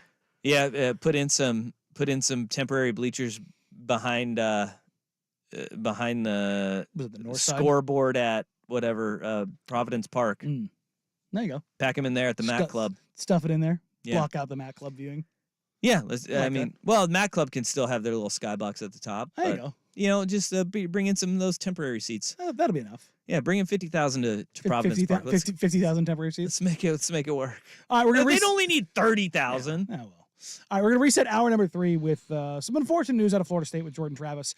What it means to not only Florida State's potential for the college football playoff, but what it means for Washington and even the Oregon Ducks. We'll get to that and more. Coming up here in Danny Dusty, 1080 The Fan.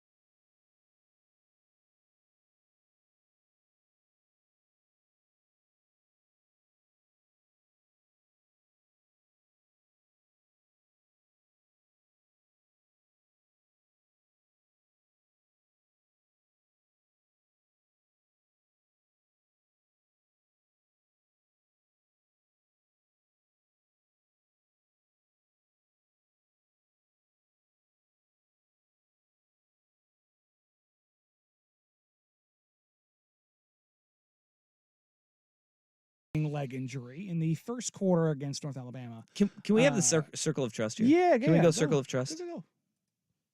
I saw the beginning of that play and I stopped. Just said, nah, I'm out. I saw where the leg was going. I went, nope, not for me. Yeah, see, I hear about injuries like that, and then I avoid video of it like the plague. I don't need to see it. I can't do it. Yeah. I can't. I asked you when I came in. Yeah. Did he compound it? No, I don't. Because I didn't see it. So, that is gnarly, and my heart goes out to that young man because that injury is just the rehab process that he's going to have to go through is going to be so long. And he even said, like, he did his goodbye to Florida State. Like, this is going to be a long road for his recovery. And I hope that he has a full recovery and he's okay. But it is horrible for Jordan Travis. If you want to go to like its second place, it's horrible for Florida State because I don't know how the committee can sit there and continue to justify Florida State over Washington when the resume isn't as good. No. And your starting quarterback is hurt. Washington now has, in my opinion, the best resume in college football. That win over Oregon State, man. They're undefeated and they've beaten 4 top 25 teams. Who can say that? The answer is nobody. Nobody. No. And I don't care if it's pretty. Like, they have the best resume in college football. They deserve to be in that top 4. And they deserve to be in that top 4 before this past weekend. Realistically, this should be number 1 if we're talking about based on resume. Yeah. They have the best resume in college football. But full stop. I do appreciate though that the committee does go deeper than just what your resume says, right? Because and this is where like the eye test is like I understand if you go eye test hesitation, yes. Michigan, Georgia, yup. But the resume and the fact that Washington finds a damn way to win, they should be 3 or 4 because Ohio State hasn't looked pretty in every game. Hell, Michigan hasn't looked pretty in every game. Ohio State hasn't looked good in any game, really, other than the subpar competition games. Yeah, but I mean, like there's something to handling your business, but I get what you're saying. But after this weekend, we're gonna find out, right? Yes. There's a reason why Vegas thinks that it's a 3.5-point game. This game is in the big house between Ohio State and Michigan. It is because Ohio State, by the metrics, is really stinking good still, and they are really good. When you look at the way they've just dismantled teams as of late. Yes. I mean, the closest game that they've had, the Penn State game, was an 8-point game. They have bludgeoned the Big Ten. And can we talk about the Big Ten for a split second? Yeah, let's do it. They're not good. Outside of Michigan and Ohio State, they're not good. Penn State's an okay team. Mm-hmm. Solid. It's a solid team. But they're like that conference. That conference better be prepared for what's coming their way. Oregon, Washington, USC, UCLA, like those bottom feeder teams that conference has been feeding on the last 5 years. That's changing. You about to find out very quickly. Yeah, I mean the quarterback play is going to shock them. Stanford is not good. No. If you look at Colorado, is still not good. No. Call it what they are. Washington State is and Cal are like the next in Arizona State. Yeah. I mean, Arizona State is not a good team right now either. But then you have Washington State and Cal. And like Washington State, you want to F around and find out. Sure. Ask Colorado. Well, ask Oregon State. Like they can come up and they'll nip you, right? Mm-hmm. I don't think you say that about Purdue, Nebraska, Minnesota, Indiana, Michigan State, Rutgers, Northwestern. I mean, you look at the West Division. It's Iowa. Iowa is ran away with that division very quickly, and that's with one of the worst offenses in the entire country. But one of the best defenses in the country. It's fair to say. Yes. But that offense is putrid. Yes. Putrid. It's so putrid, in fact, they have now set a new low. Yeah. The line for Iowa, Nebraska this weekend, no doubt. 26.5. That is the lowest line they can't in set college football but history. They can't set one low. They can't set one low enough. It started at 31.5. Then they went to 30.5. They are now at 26.5. That is the line. That is the line progression for Iowa football the last 3 weeks. That is the 121st offense versus the 123rd offense scoring wise in the country. And was Iowa ranked defensively? Oh, on scoring defense? Yeah. Hold I on, probably let me check I would that. imagine they're top 10. Oh yeah, Like they're probably third. they're saying yeah. But here's where, and this is very real. Like the offense is not very good, but the pushback to that is they have the 4 best scoring defenses in the country in the Big Ten. Michigan 1, Ohio State 2, Iowa 3, Penn State 4. Yes, that's also because their offenses in that conference suck. Well, yes, but those top 3 or those top 4, those are all really good defenses. Sure, though but they also- are really like that Ohio State Penn State game. Drew Aller was not good in that game. Kyle McCord was not great in that game. It's not great quarterbacks. But those though. were phenomenal defenses Sure. that were playing. And we have to give credit to that, even though the offenses aren't very good, right? They aren't good. They They're aren't not. dynamic. Like No. the Michigan-Maryland game, 31-24. JJ McCarthy people were trying to like pump up the Heisman juice. Yeah. Like, oh, Michigan has 12 of 23 for $141 and an interception. Yeah, Tua's brother Talia, talk about that. 21 of 31, 247, 2 picks. not too shabby. Maryland ran for 15 yards. Michigan ran for 150 Yeah. on 45 carries. Now, don't get me wrong, they manhandled them. Mhm. Just said, we're just going to run 4 yards in a cloud of dust. But again, talking about the creativity and the impact of offenses. Nix is gone. Caleb's gone. Yep. Penix is gone. Yep. But the next crop of quarterbacks that is going to come through for those programs is going to be something the Big Ten just hasn't Yeah. seen. That depth. Ohio State has had I- good college quarterbacks, Yeah. but they haven't seen it in like 3, 4, 5, 6 teams in their conference. I am before. really interested to see what quarterback looks like moving forward for both Yes. Oregon and Washington. Because Ty Thompson is still there. Yeah. Austin portal. Novosad is a true freshman, but transfer portal. you don't think that those guys are going to be the guys. Yeah, who in the portal do you get? For Washington, you got a lot of the same questions, and that receiving core, It's all gone. Not gonna be going to- It's all going to the NFL. So, like, this is Washington's year, and they're making the damn best of it. Yes. In back to like the Jordan Travis injury, that is where, for the Pac-12 in this final year, if Oregon and Washington, they take care of what they should take care of this week as double-digit favorites in each of their games, Mhm. even though I don't understand the line for the Oregon State-Oregon game. That game, I don't think that's a 2-touchdown game. How can the team that just lost by 2 Mhm.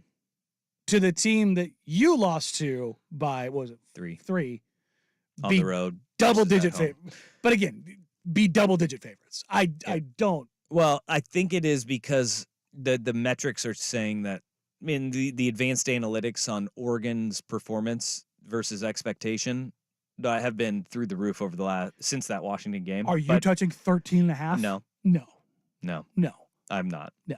I would not do that. No. That's why I say I don't understand that line. I there's nothing Don't about get it. that line. Look, do Oregon, not get it. Oregon is a fantastic team.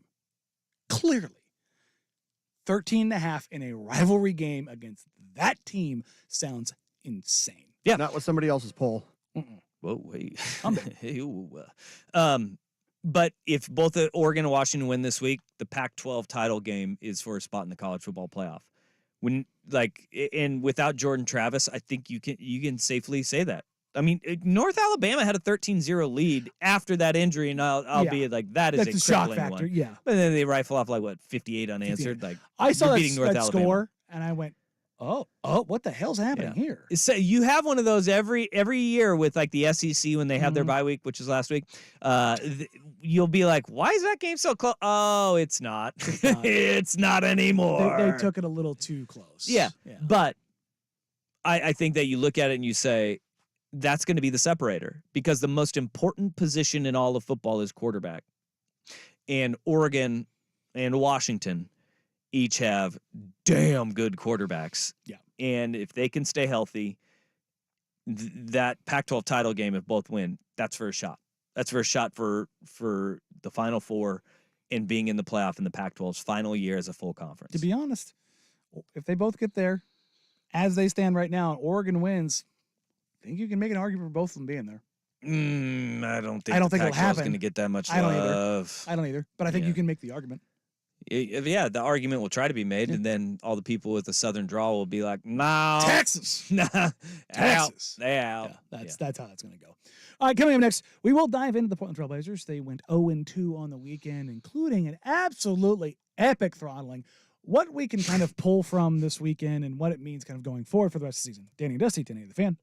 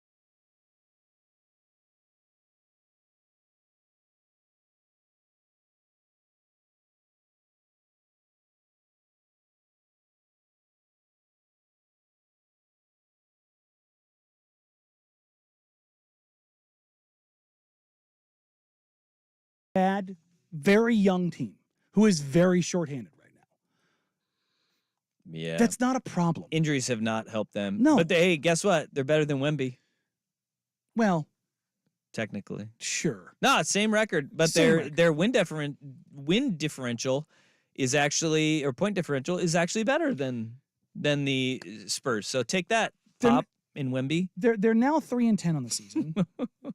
They got embarrassed last night by the Oklahoma City Thunder. And by the way, the Thunder are very good. They are very, very, very good. Shea is an MVP candidate. Shea Gilgeous-Alexander is an MVP candidate. Chet Holmgren is going to be one of the 2 finalists for the Rookie of the Year award. It is between him and Wemby and nobody else. No, Scoot Henderson is not going to be there. I told you all, do not waste your money on that. Those 2 guys are just too far ahead. That's just the way it's going to go. That is a team you hope to be in 3 years.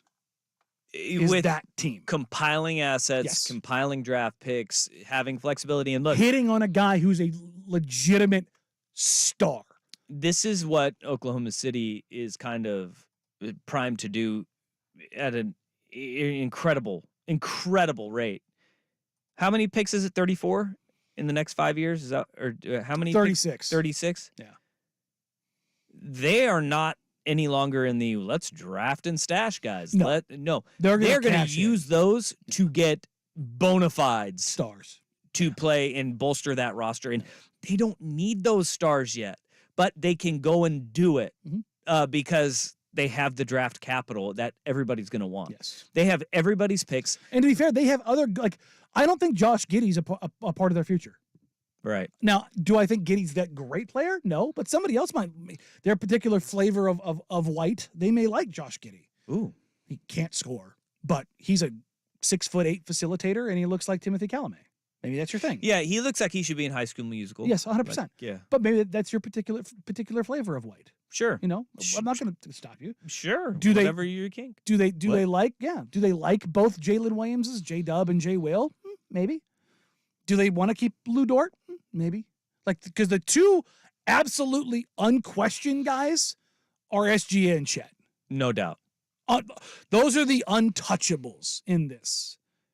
I think you can make an argument for other guys. I think every single guy that you just said brings something that a franchise will say, we need we like that. Yeah.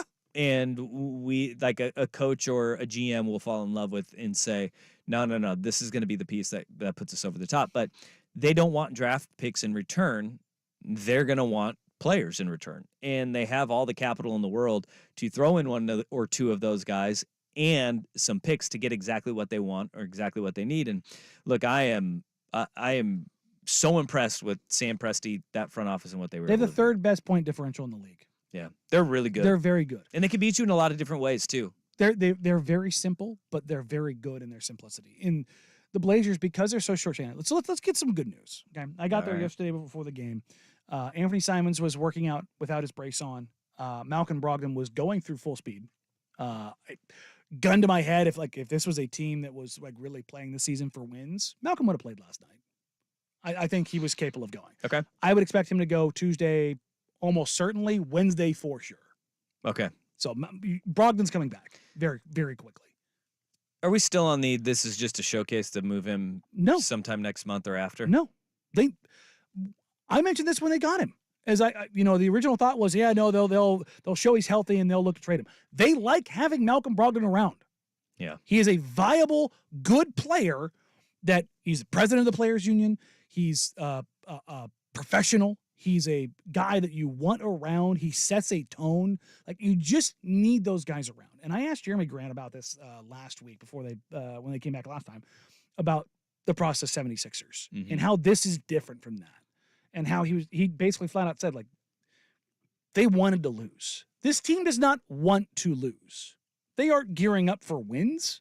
They aren't doing, the front office isn't doing everything possible to get them wins every night, but they're not fighting against wins. This isn't an active tank job. This is a passive tank. They want 3-10 is them trying. Yeah, they want this team to go out and compete. And with the exception of last night against the Thunder, they have competed every single night. Yeah. They're going out into, using warfare analogies, they're bringing in a knife to a gunfight. Yep. More often than not. But they are competing. Chauncey Billups said something this weekend about Shaedon Sharpe that I thought was very interesting. and you and I have talked about this off air a ton in the development process of both Scoot Henderson and Shaedon Sharpe. He said flat out, we are giving Shaedon Sharpe too much to do. He is not capable of doing it. Boy, in that Laker game when he was handling the ball as the primary ball handler, it was like, this is not fair. No, it's 10 turnovers. It's not fair. And I saw the good news is that the rest of the team barely had any. Only 5. I think they finished with 15. But they are putting Shaedon in a lot of different positions. And I asked Chauncey Billups pregame yesterday, like, you would think, well, what if a defense gets set behind Shaedon Sharpe? Like if they're running just straight pick and rolls, like, well, you need to run some actions to kind of get him going in other places. And they're dead last in DHOs, dribble handoffs and handoffs. And that's getting Shaedon going from one side of the floor to the other. So the defense is moving. He's still not capable of executing at a high enough level. They need Malcolm back. They need Ant back. Scoot, I mean, he's going to be impactful because he's a guy who has passing chops where nobody else on the team active right now, sans Skylar Mays, has even the ability to pass, let alone the decision-making and everything else that goes along with it. It's just, they're limited. But this is what you should expect. Not the Thunder game, but they're going to compete for 3.5 quarters, and then they're going to run into a talent deficit, and they're going to lose. Yeah. But what you watch in this is against the Cleveland Cavaliers. Shaedon Sharpe gets in a pick and roll, gets downhill, sees the double team come, and he rips a one-handed pass to the corner, to the weak side, to a wide-open Jeremy Grant because a help defender came in.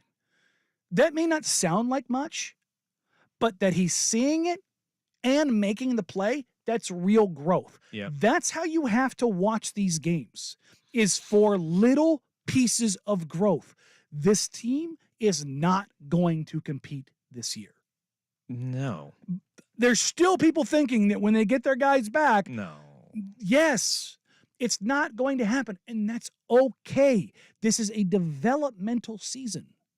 That's what this is for. For all of the, I want Scoot handling the ball all the time. I want Shaedon handling the ball all the time. When you have young guys handling the ball all the time, you're not good. There is a direct correlation. No, it's like somebody should have done that like in August, right? Done like a full breakdown of what young teams do and having a young point guard run your offense and be your primary ball handler.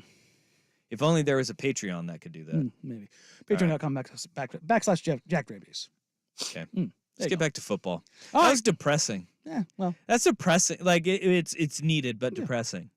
It's very depressing. Come hop on the train. There's still fun stuff there. And now I know why you want everybody fired. Because I'm just miserable and dead inside. No, because like this, like it's graphic design is your passion. Like this is your passion right now. Very much. And it's like the game is not good. No, it's not. All right. But there's things you can find in there. You know what else you can find? You can find a quarterback coming back for their 13th year. Hey-o! We'll get to that more coming up here on Danny and Dusty and Fan. But first, it's Big Kahuna with a Sports Center update. You mind if I have some of your tasty beverage to wash this down? This is Rivalry Week with Danny and Dusty. Brought to you by PG Long. Now, from the Spirit Mountain Casino Sports Desk, a Sports Center update on 1080 The Fan. It's indoor golf season. Check out X Golf in Vancouver or Tualatin, the home of indoor golf, online at xgolfpnw.com. First on the Fan, the Oregon Ducks remain at number 6 in the latest AP Top 25 poll. Oregon State falls 5 spots to number 15. The Ducks early 13.5-point favorites for Friday in what is currently the last scheduled game between the two schools. Bo Nix named Pac-12 Offensive Player of the Week for the second week in a row, the 4th time this season. That ties a conference record, and a now conference record 7th time in his career. Oregon receiver Troy Franklin named one of 10 semifinalists for the Biletnikoff Award, given to the nation's most outstanding receiver, and offensive coordinator Will Stein, one of 15 finalists for the Broyles Award. That's given to the nation's top assistant. A Super Bowl rematch finishes Week 11 in the NFL on Monday Night Football. Eagles at the Chiefs for a 5:15 kick on ABC and ESPN. Kansas City are 2.5-point favorites. Seahawks head coach Pete Carroll says he thinks Geno Smith will be able to play Thursday night against the 49ers. Carroll says he was hit on the tendon on the bottom of his triceps, but there is no other damage. 49ers head coach Kyle Shanahan says safety Talanoa Hufanga is done for the season after suffering a torn right ACL yesterday against the Buccaneers. Multiple reports say the Jets benching Zach Wilson in favor of Tim Boyle at quarterback Friday against the Dolphins. Trevor Siemian will serve as the backup with Wilson as the number 3. All 3 of the quarterbacks will be active. And some college hoops coming up this evening. The Oregon Ducks looking to stay undefeated, hosting Florida A&M. 5 o'clock tip. Coverage right here on the Fan starts at 4:30, immediately following prime time. More sports scores and stories in 30 minutes. I'm Jeff Rust at the Spirit Mountain Casino Sports Desk. Get in the game at Spirit Mountain Casino. Watch and wager on all the pro and college action. Learn more at spiritmountain.com. The inside story on the Blazers, Ducks, and Beavers. Danny and Dusty. Weekdays noon to 3 on the Odyssey app and 1080 The Fan.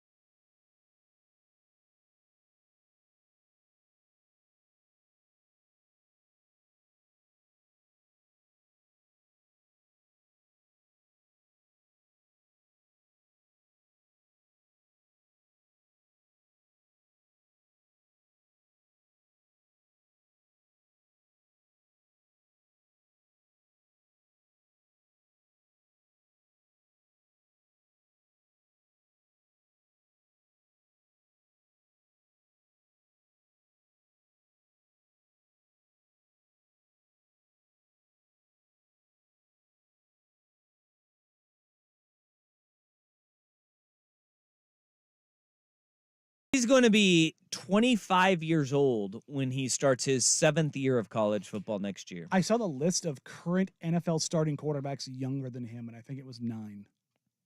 That sounds about right. Yeah. He will be 25 when he plays. When he enters the NFL eventually, he'll be 26-year-old rookie. 26. Trevor Lawrence, currently 24 years old, just turned 24 in October. Wow. I mean, that like any mean, guy who think about it right leaves now. early, leaves his 3rd year. Yeah. But he is now 7 years because he had the redshirt year, he got a COVID year, Now a and medical then redshirt. he has a medical redshirt. That's nuts. Which is probably why we didn't see him make that return when it was close, because I think they knew that even with him back, because of all of the other injuries, just didn't make sense. And Not worth it. And he probably got a note from the NFL saying, with your injuries, man. Well, his injury history is going to be something that is, he has to stay healthy. Yeah. Because now we're talking back-to-back years. Yes. And so he's got to stay healthy and prove it for a year. And then still his draft stock is not going to be great because he's going to be 26, which means his second contract in the NFL, he'll be 31. Yeah. He'll be 31 when he gets his second contract in the NFL. And you want those guys young. Yeah. And not just that. I mean, if his NFL career isn't something that's going to be there, and maybe he has a relative understanding of that, is he ever going to make more in the FBI? Well, he'd be a doctor. I don't know what doctors get paid in the FBI, but he said he wants to be in the FBI, and he can be a doctor by the end of it. They got a medical center at medical school at Utah. Maybe he can be Dr. Rising. I'll just tell you this. Quarterback agent. Move over, Johnny Utah. Those alphabet soup places, they pay okay, not great. And he's going to make more in NIL than he'll ever make there.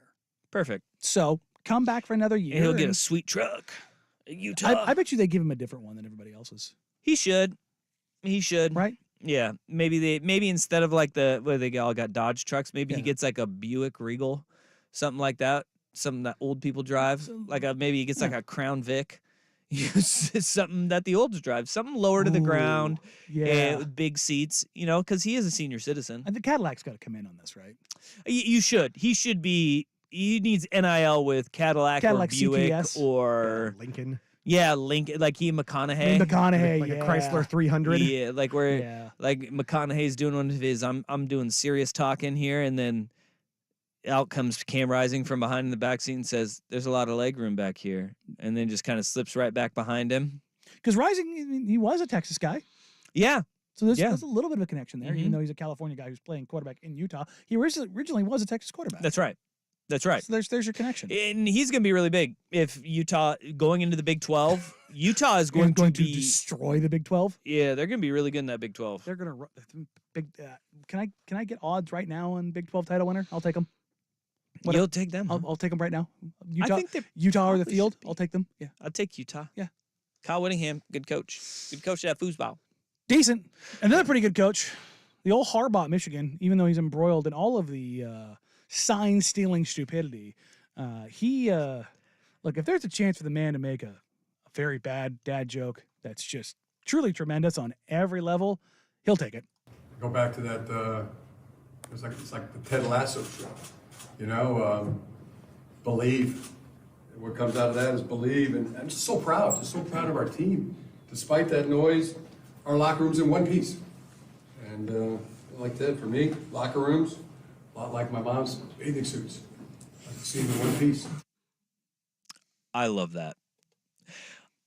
Locker rooms, I like to see like my mom's bathing suit in one piece. That all the other reporters are laughing. The video on this, he does not break character once. I could see him watching Ted Lasso in one, like starting off being really angry, and then taking notes like, by the end. He's just sitting there like, "What? How in the world? How in the world can you leave football for soccer? Like, how can you do that? Like, I don't like this show. I don't like the show." And then like hearing that it's about the new challenge and the new journey, he's like, "Okay, you're starting to win me over." And then Harbaugh getting mad again about like, I don't like this guy. This guy doesn't care enough. Like, he doesn't care enough about the sport. Like, why doesn't he love the X's and O's that much? But then at the end, he ends up absolutely loving everything that Ted Lasso is. That is, I could see him hate watching Ted Lasso, but also not understanding it's a comedy, and that's why he was deadpan. Because he looks at it as, no, this is a very serious show. This is a very serious show. It's a drama. I do not find the comedy in it. This is, he's like, that Ted Lasso documentary on Apple TV was amazing. Docudrama. Gosh. I wonder what Ted Lasso would think about sign stealing, though. I think that'd go against everything Ted Lasso is. Do you think it's more of a Nate move? That is a 100% a Nate move. Nate the Great. Like, Harbaugh is watching Ted Lasso being like, I kind of like this Nate guy. Nate is Connor Steins. I like this Nate guy a little bit. I like him a lot.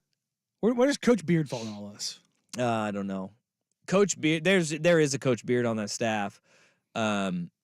I don't know if Jim Harbaugh really surrounds himself guys that will go tripping balls in Amsterdam, but I'm sure that you got one wild card on that staff.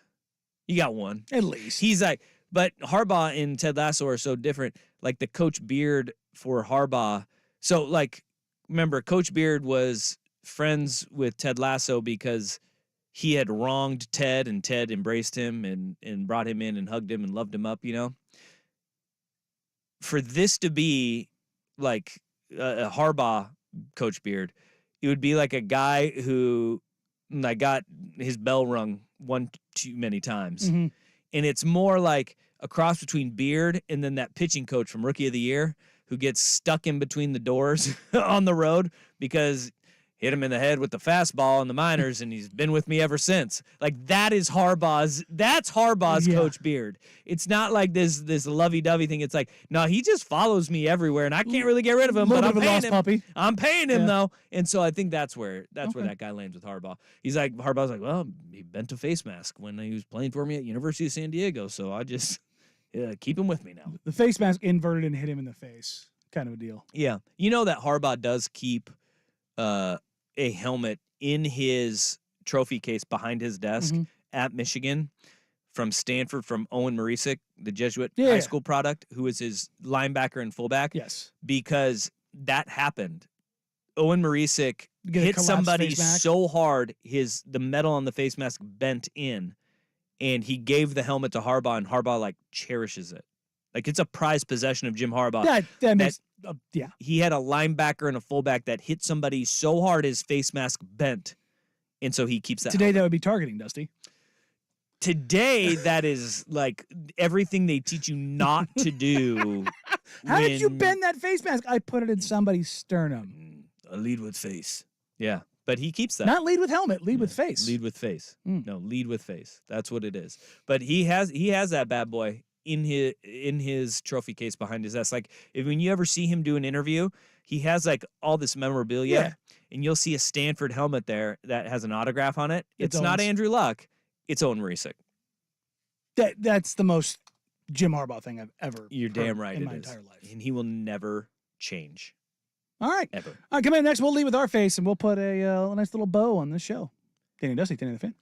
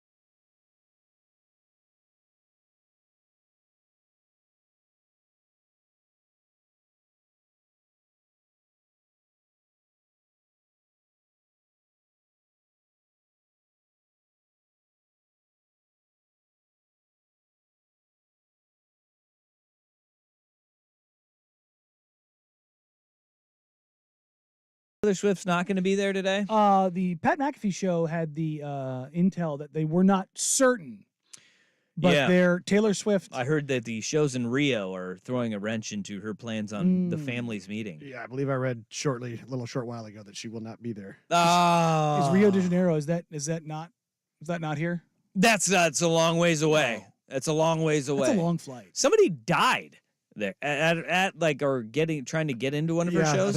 I think it was before the show had started, but yeah, apparently water was hard to get a hold of down there, and it was hot. So that's bad I'll tell you what, conditions. that seems problematic. Yeah, I'm not gonna lie. yeah. That seems like I feel like she's getting away with this a little bit better than Travis Scott did. well, the Travis Scott had safety issues where was that a herd of people all pushed towards the stage They and ran crushed through- people, Well, they ran through a barricade. They tore a fence down. literally trampled a child. Yeah. So I think that this is a little bit different, but I'm not gonna put anything past the Swifties. They'll trade friendship bracelets and then cut each other. Yeah.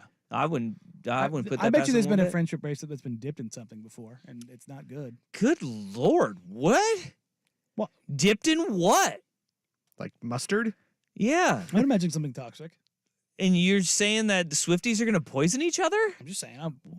Wow. Would you put it past them? No, but Okay. you're the reason why we have every year to go through the conversation of gotta check your kids' Halloween candy because of people like you who's like, I bet they just poisoned that friendship bracelet and put it on their Might wrist. be a fentanyl friendship bracelet.